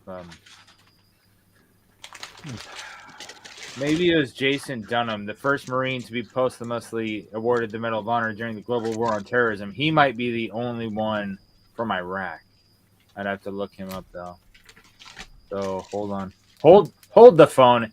Keep the conversation going. Somebody talk about the poll or something. What about that poll? What happened? Has the Navy and Marines overtaken the Army? Yes. The Yeah, Navy is at 40. Navy and Marines are at 44%, and the Army Coast Guard is at 35%. Nice. As it should be. All right, so we can talk about Jason Lee Dunham too, because his birthday was November 10th of 1981. He died in April 22nd, 2004. The only Medal of Honor recipient from the war in Iraq. He was in 3rd Battalion, 7th Marines, and he died while he was on patrol in Hezbollah when his unit was attacked in Iraq. Oh, wow. The other countries' military is up to 6%. Yeah, good for them. I can't see the poll for some reason. That's what she said. Hold on. We're hiding it from you, Sean. We've been talking about that all night. You finally just figured it out. It's possible. Okay, yeah, I've got Army Coast Guard at 35%, Navy and Marines at 44%. Wow, there was a lot of new voters, and they were all Navy Marines. Air Force, Space Force went down to 15%, and other countries' military, like you said, went up to 6%. That's awesome. You guys, I appreciate you guys voting in the poll. We're going to talk a little bit about what's going on currently before we get into the wheel of names of who is still here watching.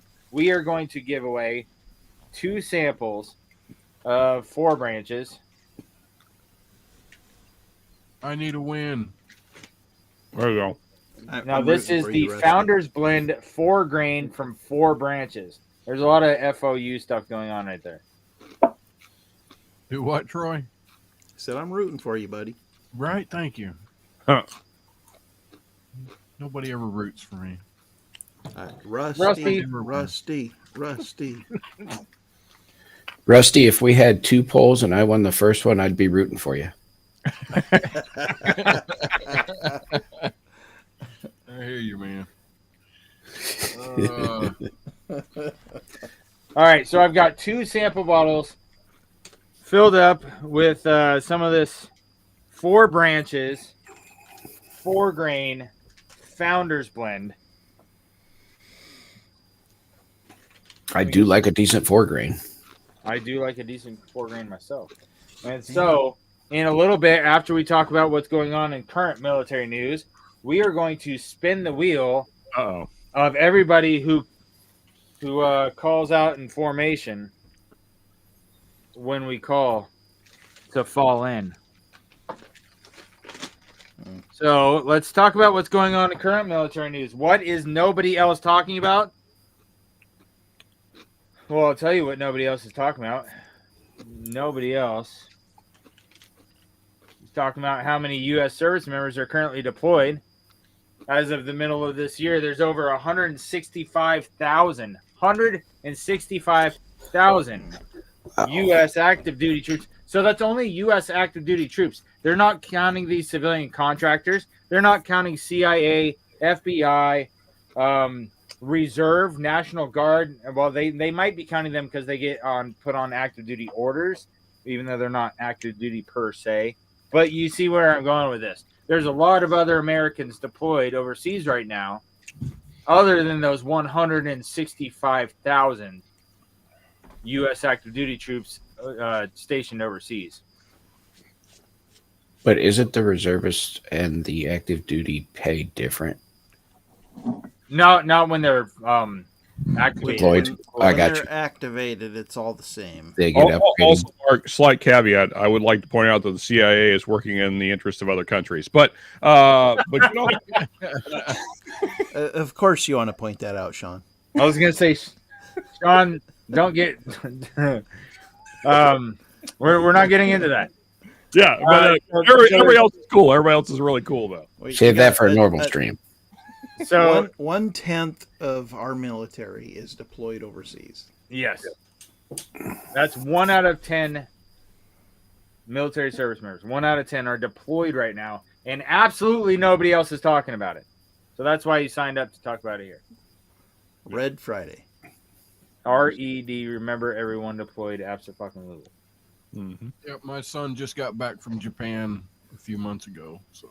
Oh yeah, nice. He Nice. was Awesome. there for 10 months. So he's not at Whitby anymore. No, he is now. I mean, he's Okay. back, but yeah. I got my cabs. Roger that. It's a combat action badge. Just Water time. It is water time. What are we about to do in Nigeria? Probably stop Muslims from beheading Christians is what I would guess. But it would be nice. Yeah. Meanwhile, I'm not gonna. All right, so let's pull up the militarytimes.com. What is the mainstream talking about? What's going on? Featured articles. 2 drones swoop new down Estonian base housing. Troops 1 shot down. Colorado sues Trump. Not surprised. U.S. strikes on alleged drug boats. Unacceptable. What? So It's the UN. They're useless. yeah, they want to say everything. National Guard to create quick reaction forces for civil unrest. Now, there's a lot. This is a very controversial subject right here. let's talk about it. You want to talk about it? Do we really want to go there? Oh, I do. Sean, we're going to be here all night. Okay, all right, fine. Hey, Troy, remember when we used I got no problem talking about it, but it's late, man. Troy, remember when we used to say these veteran live streams needed to be longer? I do remember that. he doesn't want to go longer on this subject. No, I got no problem talking about the subject. I'm just like, I'm tired. Yeah. I mean, in fairness, Troy, you have had a stressful day, let's say. Yes. All right, so let's do it though. Let's do it. What I want to say about this subject at hand is that I brought up earlier that I've been accused of being biased towards the Army when I do these Veterans Whiskey Club live streams, and that the majority of the videos I show are Army. Well, I've served in the Army as active duty, National Guard, Army Reserves, and as a civilian federal U.S. Army employee. Just a general dig it. I get it. You should. Yeah, I've done all 4 ways you can be in the Army. And so, yes, I'm a little bit biased. But I'll tell you. Yeah, that's why I don't like you. Just like I'm biased towards Navy. I did 10 years active duty, 4 deployments to Afghanistan, and then I joined the National Guard just so I could be home with my kids more often because I was gone all the time. I just wanted to be a better dad. But I still wanted to do the put on my Army cape of hero and go help people. So if there was like flooding, tornadoes, earthquakes erupting, civil unrest, all that kind of stuff, I wanted to put on my cape and go out there and help for people that couldn't help themselves. That's how I see the sheepdog of the military service members. You know, like you're helping someone that can't help themselves, right? That's what I wanted to do. But in Washington State, because Washington State is how Washington State is, I hated being in the National Guard in Washington State. And so as soon as I could, I was looking for a way to get out, but I didn't want to get out of the Army completely. So I found a job in the Army Reserves to train ROTC cadets. And I was like training ROTC cadets how to be good officers for upcoming, college students that want to be officers in the Army. I get to train them, sign me the fuck up, and get me out of this Washington State National Guard immediately. So there is a part of me that when you see stuff online that I know is very skewed and what for social media and what not. When you see cities completely out of control, where the police have no more power, and there's people, like crowds of people, just flipping over cars, ambushing people, killing people on the streets just because of how they look or something, and then throwing rocks and other objects at officers. Yeah, they're looting stores, assaulting police officers, all this stuff. That's one of the things I wanted to be in the National Guard for. But on the same page, they are taking it a little further than that in this situation because they're only deploying National Guard in certain states that are a certain way or whatever. Yeah. So where it's not like the state calls for it. That's what should happen. The National Guard works for the state. So the state should say, hey, the city's out of fucking control. Can the National Guard please help? That is what I wanted to put on my cape to help to do. What's going on right now is the National Guard from other states are being sent to other states because of what because. Hey, Mark, I gotta interrupt and just very quickly say thank you for having a very measured approach to this because, I mean, you're probably the most pro-military guy I know. But I still think what they're doing right now is wrong. Yeah. There shouldn't be Texas National Guard in Chicago. I agree with that. It's wrong. There should not. I 100% agree with you. Agree. Because it's wrong. When I joined the National Guard and I said I want to help defend and protect those that can't defend themselves, I would want Seattle when that shit happened in COVID, and they were setting the police precinct on fire because the cops couldn't do anything about it.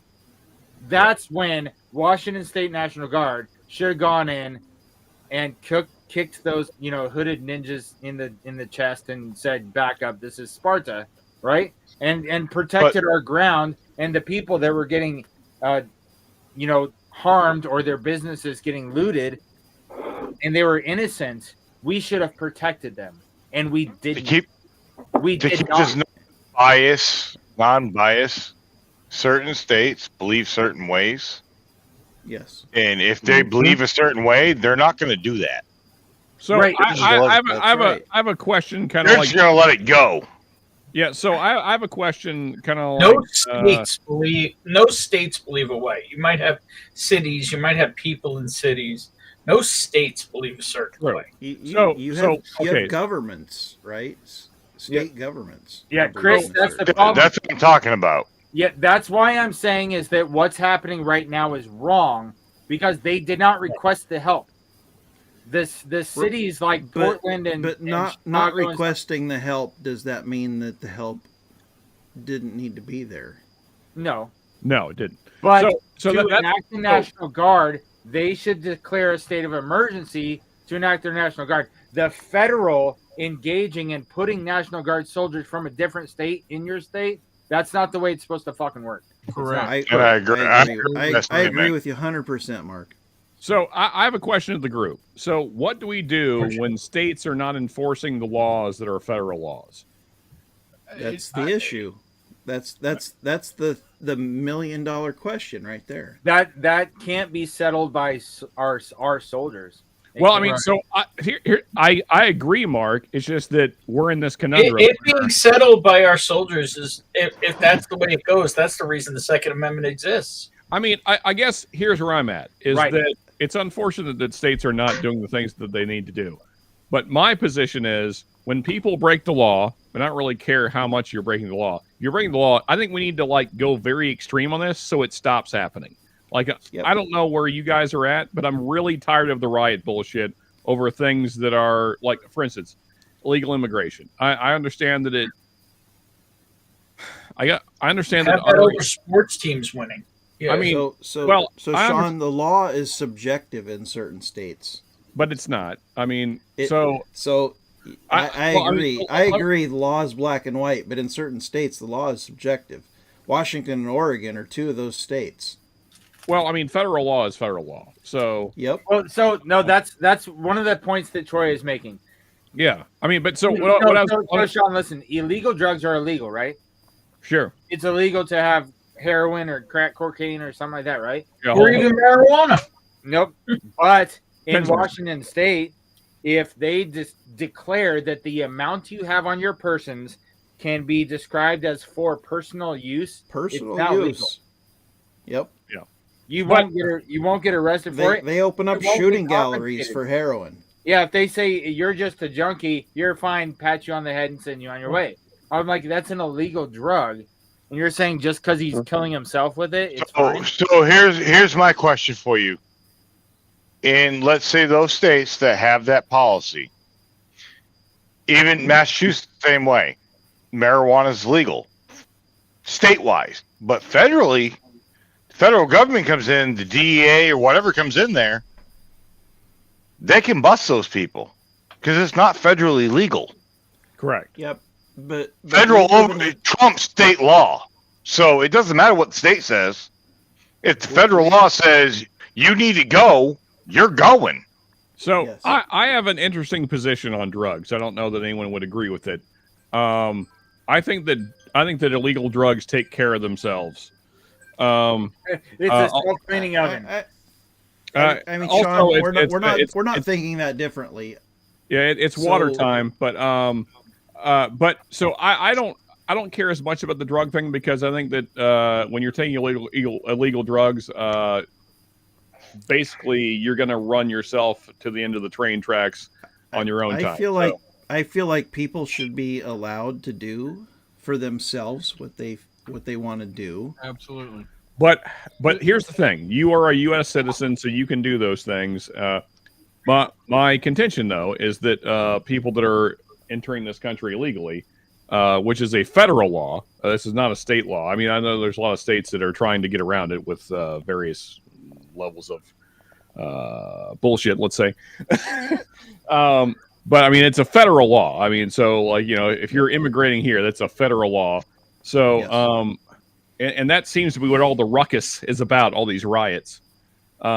So again, my question is, what do we do when states are like defiantly going against federal law?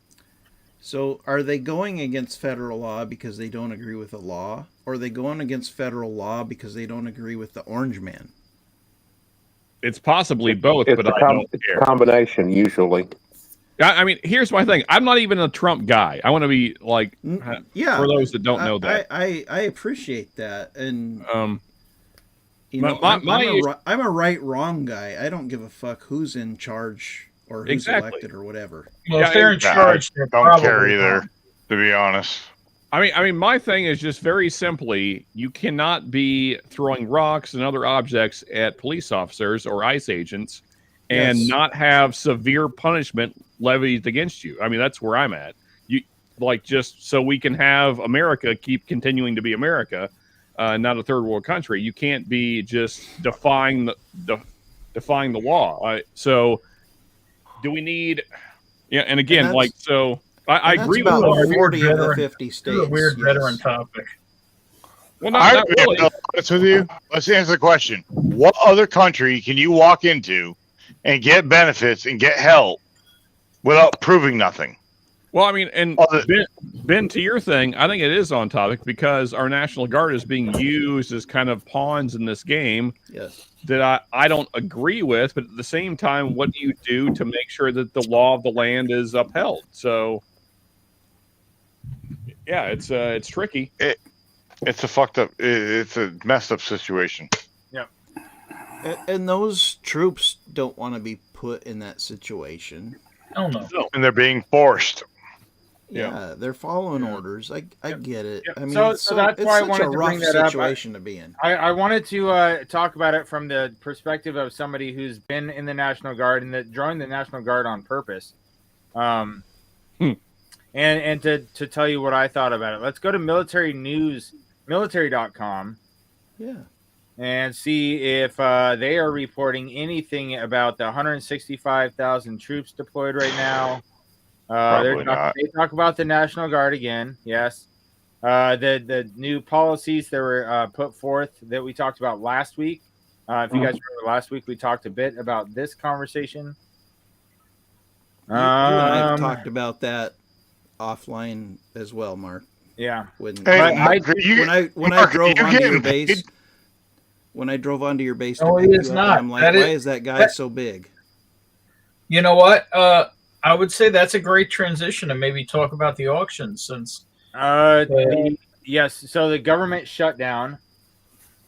So my Army Reserve unit is I not freaking love you, eating right Ben. now. Trying We to were steer supposed this shit away. we were supposed to have a drill in my reserve unit, and it got canceled because of the shutdown.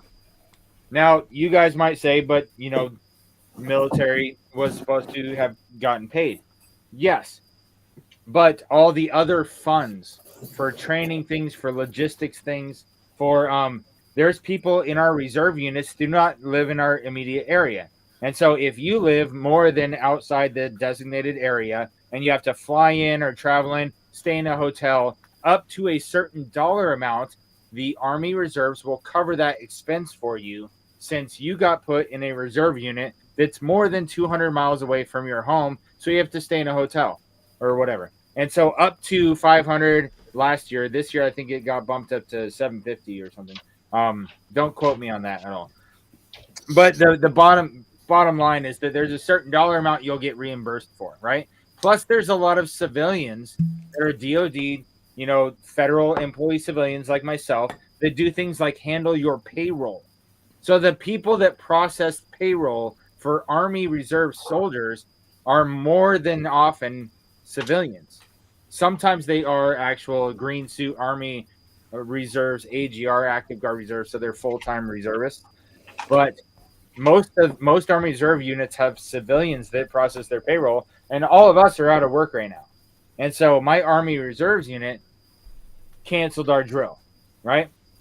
Now, like I just said, I am an Army DOD federal civilian employee, so I am not going to work and I'm not getting paid right now. And so that's what they were talking about earlier, is that now that it's shut down, first couple days, most shutdowns only last 2, 3, 4, maybe 5 days. And so I was waiting to see if it was going to kick back up after 2 weeks. And after 2 weeks, when it didn't kick back up, I'm like, all right, cool. I got to find something else to provide for my family because I'm not going to get paid next paycheck that's supposed to come.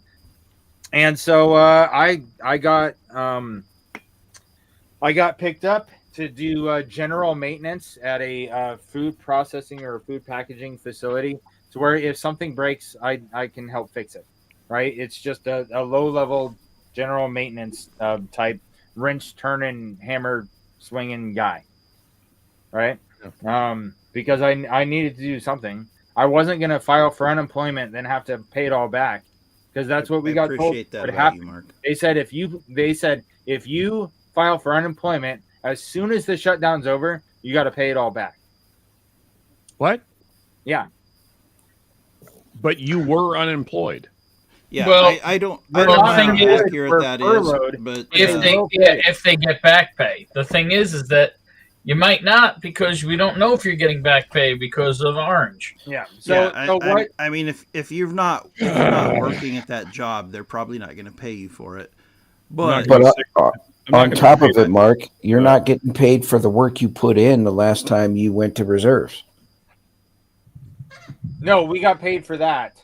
Oh, I thought the shutdown happened the day before you were supposed to get paid. You are remembering correctly. Last Veterans Livestream, I had not been paid for my Army Reserve drill from the month prior to that. I hadn't been paid for yet. On the 15th of that month, when they approved the budget just solely for the military personnel to get paid for the last pay period, I got paid for that. Good. So that's just the drill with my Army Reserves unit that we had done the month prior, that the shutdown was holding until they approved the military pay, because it was going to be a lot of stress on them if their active duty military wasn't getting paid, and us drilling with our drill units was involved in that budget. So I got paid for when I drilled, but I'm not getting paid for my full-time civilian job. And I've said this before, and now's the perfect time to say it again. I want to point out what a stand-up, respectable, hardworking, caring SOB that guy is over there, who said, you know what, I'm not putting my hand out. I'm not doing anything. I found another way to provide for my family. I'm gonna lose some of my own bottles in my collection and auction them off, so I could help so I could help pay for my family. I'm gonna go work a job that's physically harder and lower paying than what he normally makes. You know, I respect anybody who will go flip burgers, turn a wrench, whatever they got to do when times get tough. Yeah. Yep. And not everybody does that. He's not sitting here like this. 100%, Ben. And, I've already said it twice tonight, but I have a legend right above me right here. Yeah. Yes. No, I mean, Cheers, honestly, brother. Mark, everything that Ben said, I mean, just so much And I respect have for a you. feeling Just on or around Wednesday the Yeah. 5th. And that said, there is a Northwest Bourbon Discord now where Mark is auctioning off a whole bunch of his bottles. No, the auction ended this morning. yeah, auctions Oh, over. I thought I thought you extended it till Monday. No, I thought you extended till Monday. Yeah, I know. We talked was about that on Thursday night about the possibility of extending it. Oh, I thought it was still going. My bad. No, we. So in the auction, we talked about it. The vast majority of the people that were there were not watching the live stream on Thursday. They were tracking from other people that it was ending on November 1st, and so I was like, 75% of the people in this auction are expecting it to end on November 1st, and I was able to wake up at a reasonable time to where I could monitor the last bit of it to make sure nobody was like sniping bottles and like trying to put a bid in with only like 3 minutes left or something like that. Yeah, but I was trying to snipe a bottle. Well, here's what I'll say, Mark, from my own experience. I'm happy to see the price points that the bottles win at, and by that I mean that everyone priced me out of the bottles. So, well, I really thought it was still going. My bad. I did it. It's all good, man. I was gonna bid a little bit higher. Okay. Yeah. So I did, but it's all good. I wanted to make sure that everybody was tracking what was going on by doing the @everyone. So everybody who was in the thing got an email or some kind of notification saying that I was announcing, hey, tomorrow morning at this time, I'm going to start monitoring closing down the auction, blah, blah, blah. I put out multiple things yesterday to make sure.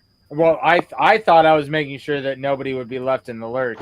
And so I apologize if I didn't let you guys know. All good, bro. Man. No, I want a bottle. Are you getting what you need out of it? You going to keep the lights on? I had a goal set for the auction of what I was hoping to get, like just hoping. I was like, I hope I can get at least this much out of it. Mm-hmm. And I got at least like 50 to 75% more than that already. And not all of them have been paid for. Awesome. Freaking Right. awesome. Yeah. And if you'll sign a bottle of Rich and Rare Reserve, I'll give you $25 for it. Come on, come on. No, Yeah, that's at least doubling your money.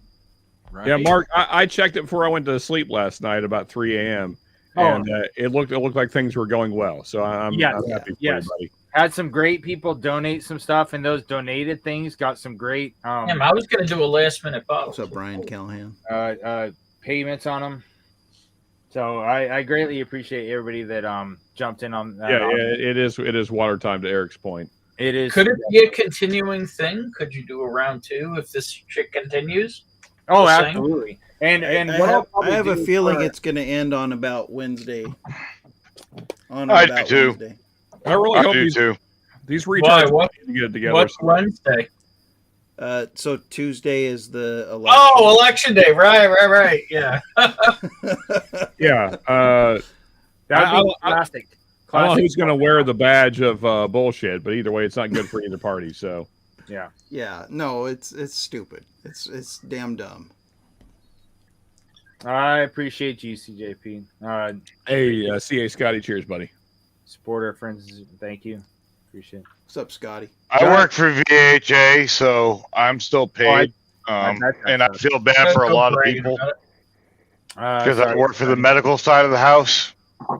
So it's a little bit different, but yeah, no, there's a lot of people that are suffering very badly over Because of the dumb shutdown. stuff.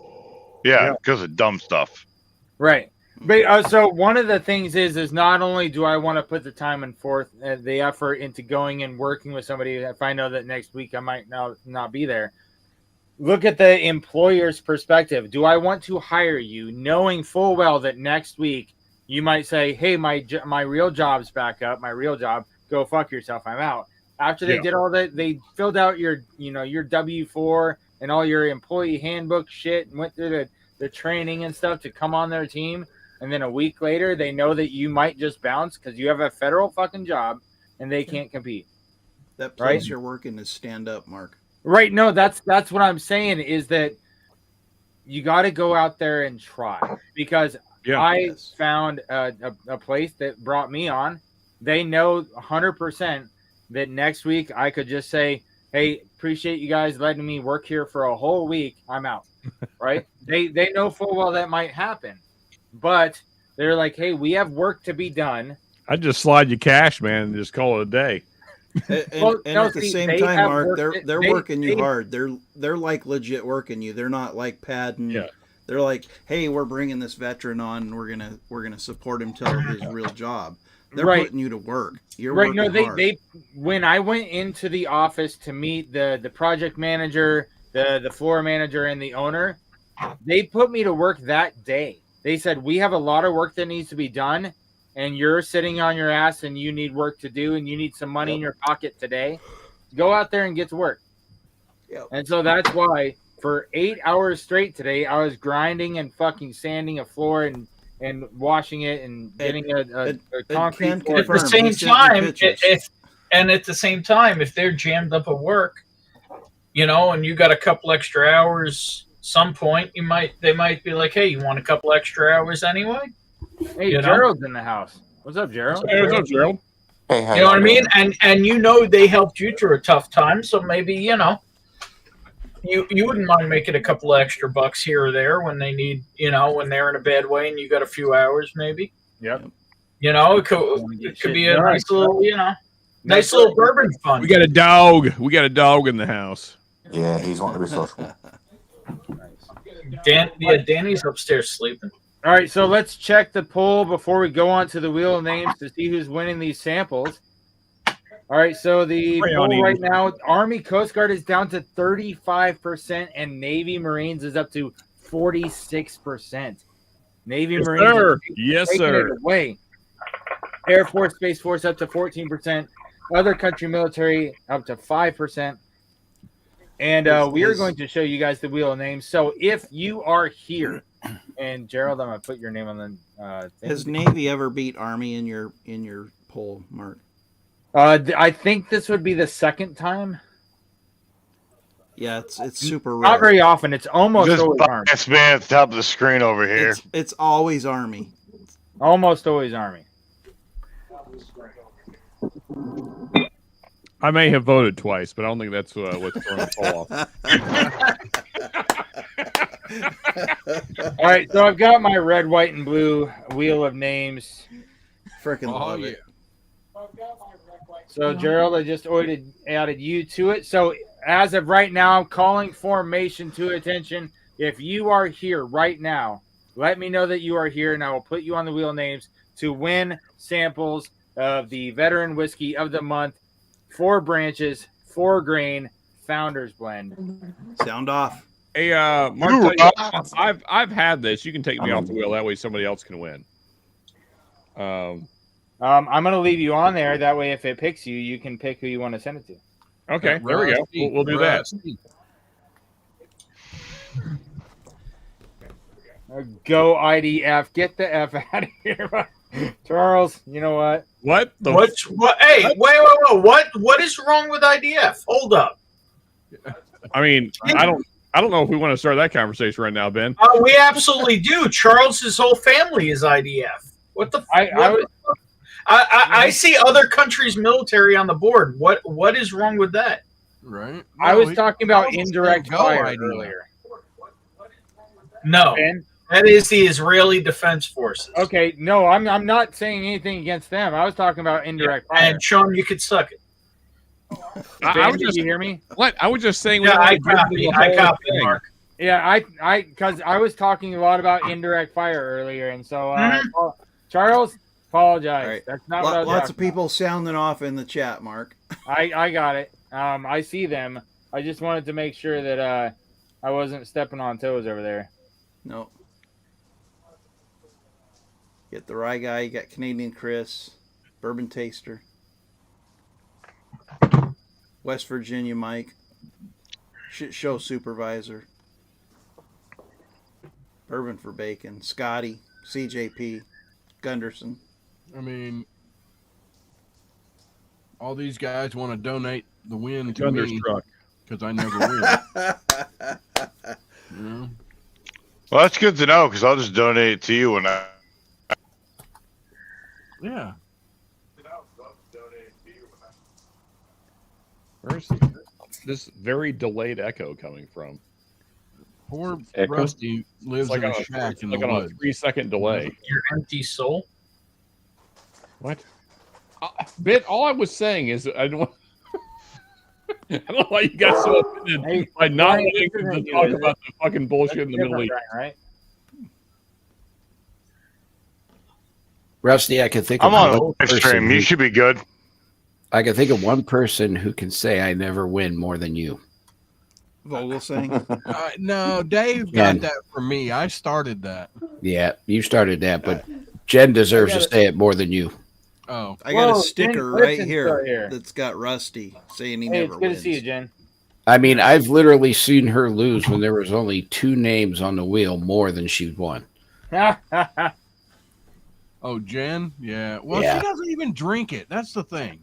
I mean, she doesn't even drink it. She Oh, gives wait it a second now. You She can't. tries. Yeah, she Sipping tries. on and some then she tropical gives it peaches, watching the wheel. Hey, you know how much I love that tropical. Either do or do not. There is no try. It's so freaking good. So good. I don't know. This bottle sucks. I don't know what you're talking about. Well, oh shit. We're drinking Hey, more whiskey. let me ask a question, guys. So whiskey. The back of my bottle looks weird, though, Troy. You need told a you I'll sticker send on you a there, sticker. Ben. I told you I'll I send you a know. sticker, Ben. Oh, I'm just fucking with Troy. I got some trees on mine. I got a little tree action. So the whole tasting note of candied guava is related to this specific candy that you get at the sushi restaurant. Oh shit! I have those.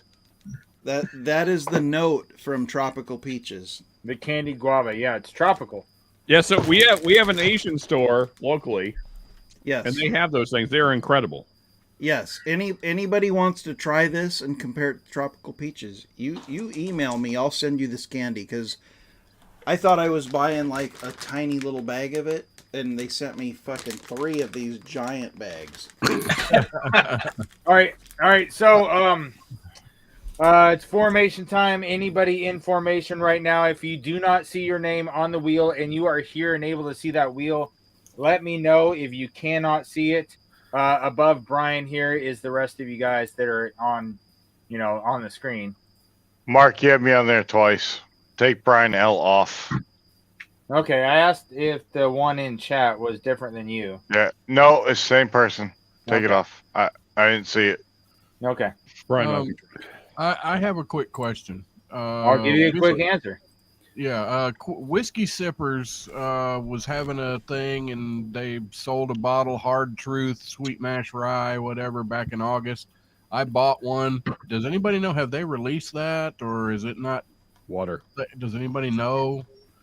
I have no idea. I've messaged a couple Sweet people. Mash and Rye, Hard Truth.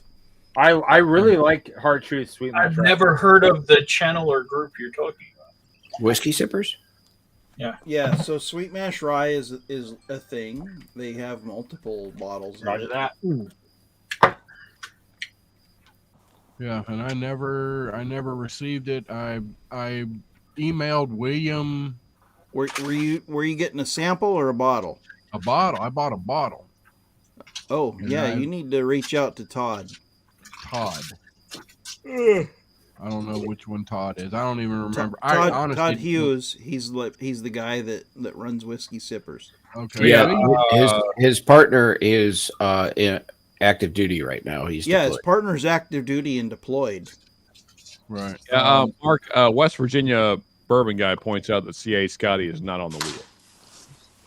Oh, that's CIA Scotty, and well, then in that case, he doesn't that's deserve to be. 007 there.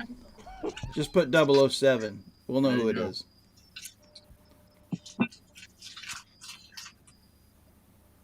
Love it.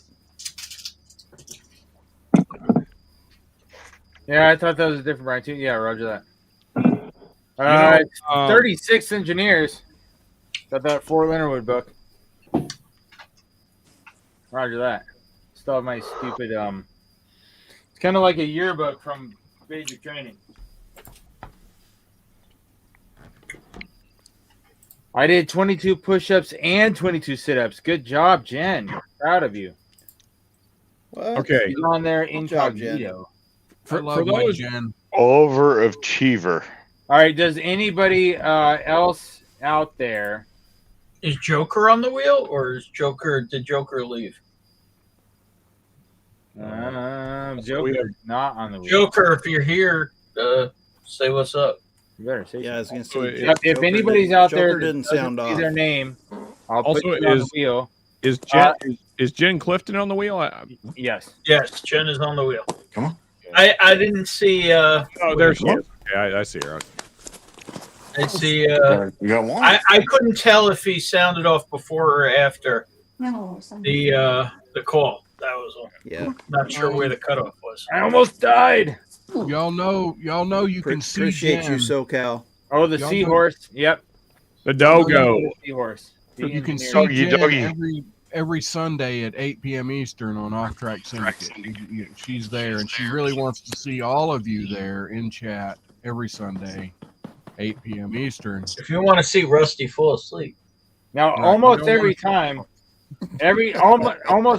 you guys are live, I am chopping up vegetables and making spaghetti, and I have my phone on my spice cabinet, like in the shelf, leaning on the garlic powder, and I am listening to you guys while I'm cooking spaghetti. And every once in a while, I'll put a thumbs up or say hi in the chat. And Ben always stops by, and Canadian Chris, he in Orlando. I've seen Orlando in there a couple of times. Oh, yeah. What time is this Eastern, Rusty? 8 p.m. Eastern Sundays. Yeah, I've never been there. Oh, you have been a couple of times. Yeah, so they're hanging out, drinking whiskey while I'm cooking dinner for my family. Sunday nights is a rough slot, man. Yeah. All right. So, does anybody want I'll try. Anybody calling for a shuffle? Shuffle. 3. 10. 3. 10. 732. There you go. I like Ben's number. Yeah. All right. It has been shuffled. 6-7. I mean, honestly, you got shuffled. I was 10 on times. I was on a sub SSBN 733. And no, is Jen. Look at that. No. Congrats, SoCal. Cheers, Jen. I guess I spoke that into existence.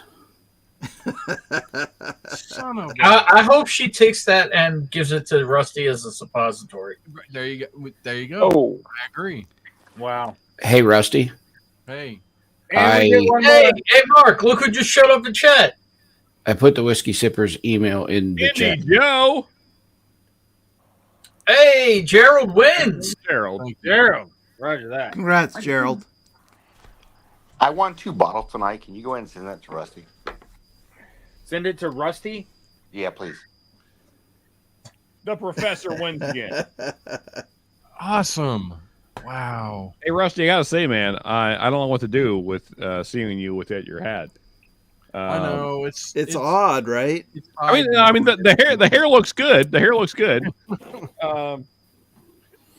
Yeah, I know. Did you get that, Rusty? Thank you. Yes. That email address good. Independent Joe, my favorite Marine. We gave so much Marine love today. You're gonna have to go back and watch the replay November episode of the Veterans. You'll have Marine Wood from all the Marine love. You're gonna have to watch it from the beginning because you're gonna love it.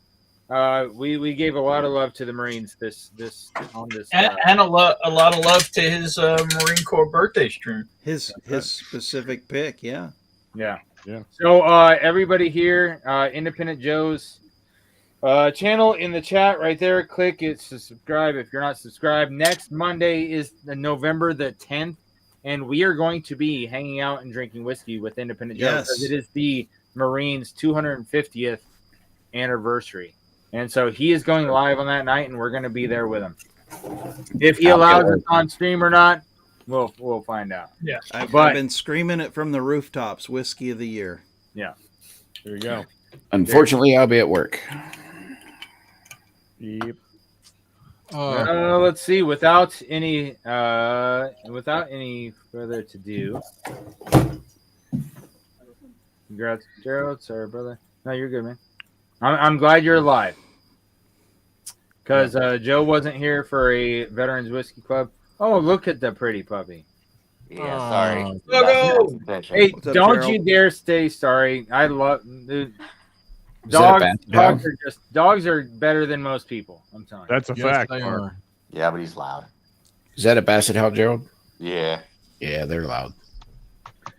All right, so guys, we are going to shut down the live stream.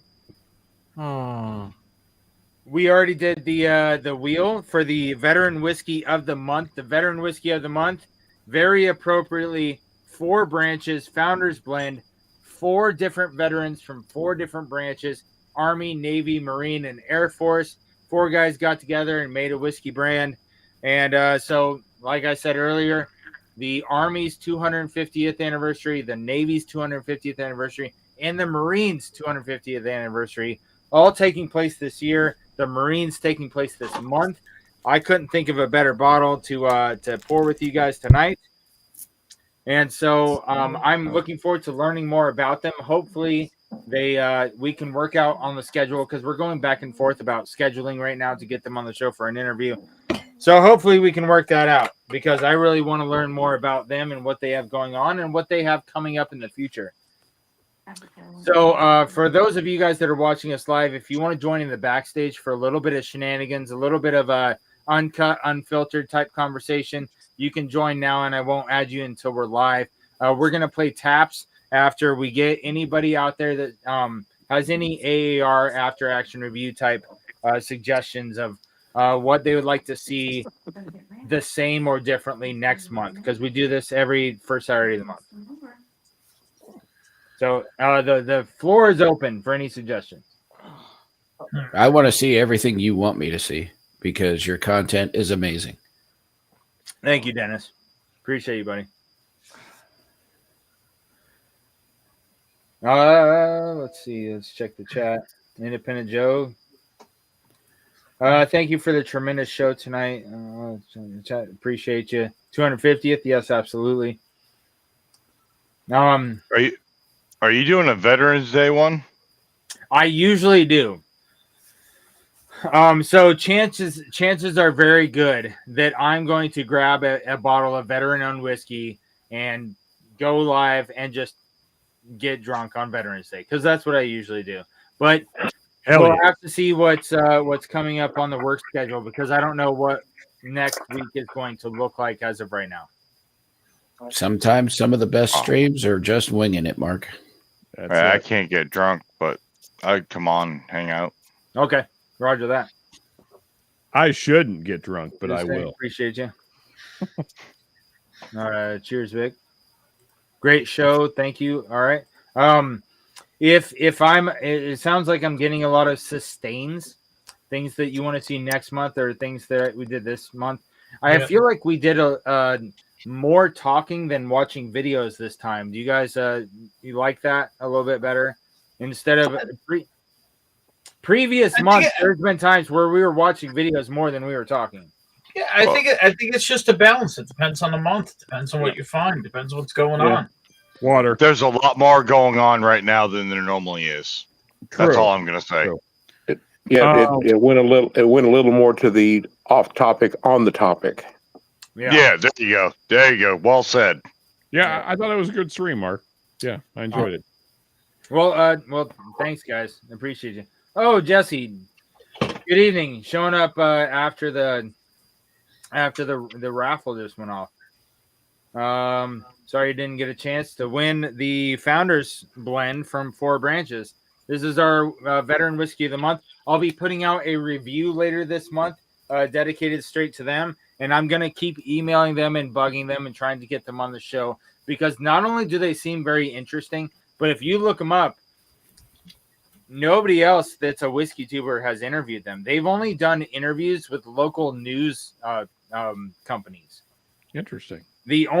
Now that's only what I could find, and I didn't put on my Sherlock Holmes hat and go deep investigating or anything like that. I just did a simple search. The only interviews I could find were from their local news companies, and so I might get a chance to interview them for the first time they've ever been interviewed by a whiskey tuber on YouTube. So I'm hoping I can do that. But I can only speak to my very limited personal experience. But I met one of the guys at Bourbon the Banks, and he seemed like a very genuine guy. I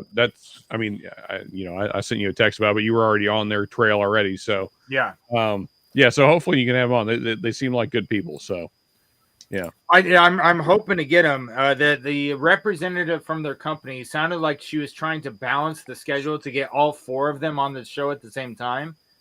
Like everybody's doing different things, blah, blah, blah, blah.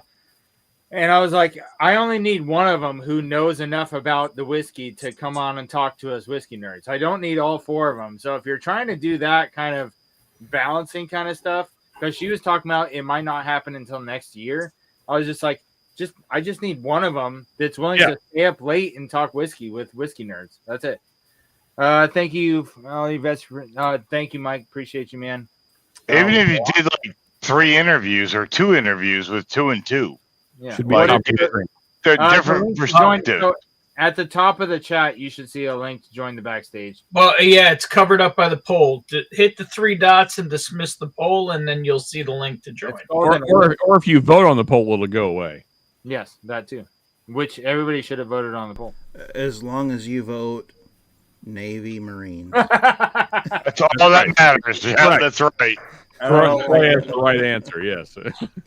Oh my goodness, you guys cracked me up. All right, guys, we are going to close out with taps as we always do, because taps signifies the end of the duty day, and we are done for the day. Yeah. We are going to all you crayon eaters, love y'all.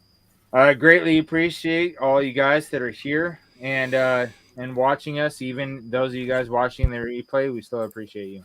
Rusty's got the hat on. We're doing it. We are doing it. All right. Good night, everybody. We will catch you next time.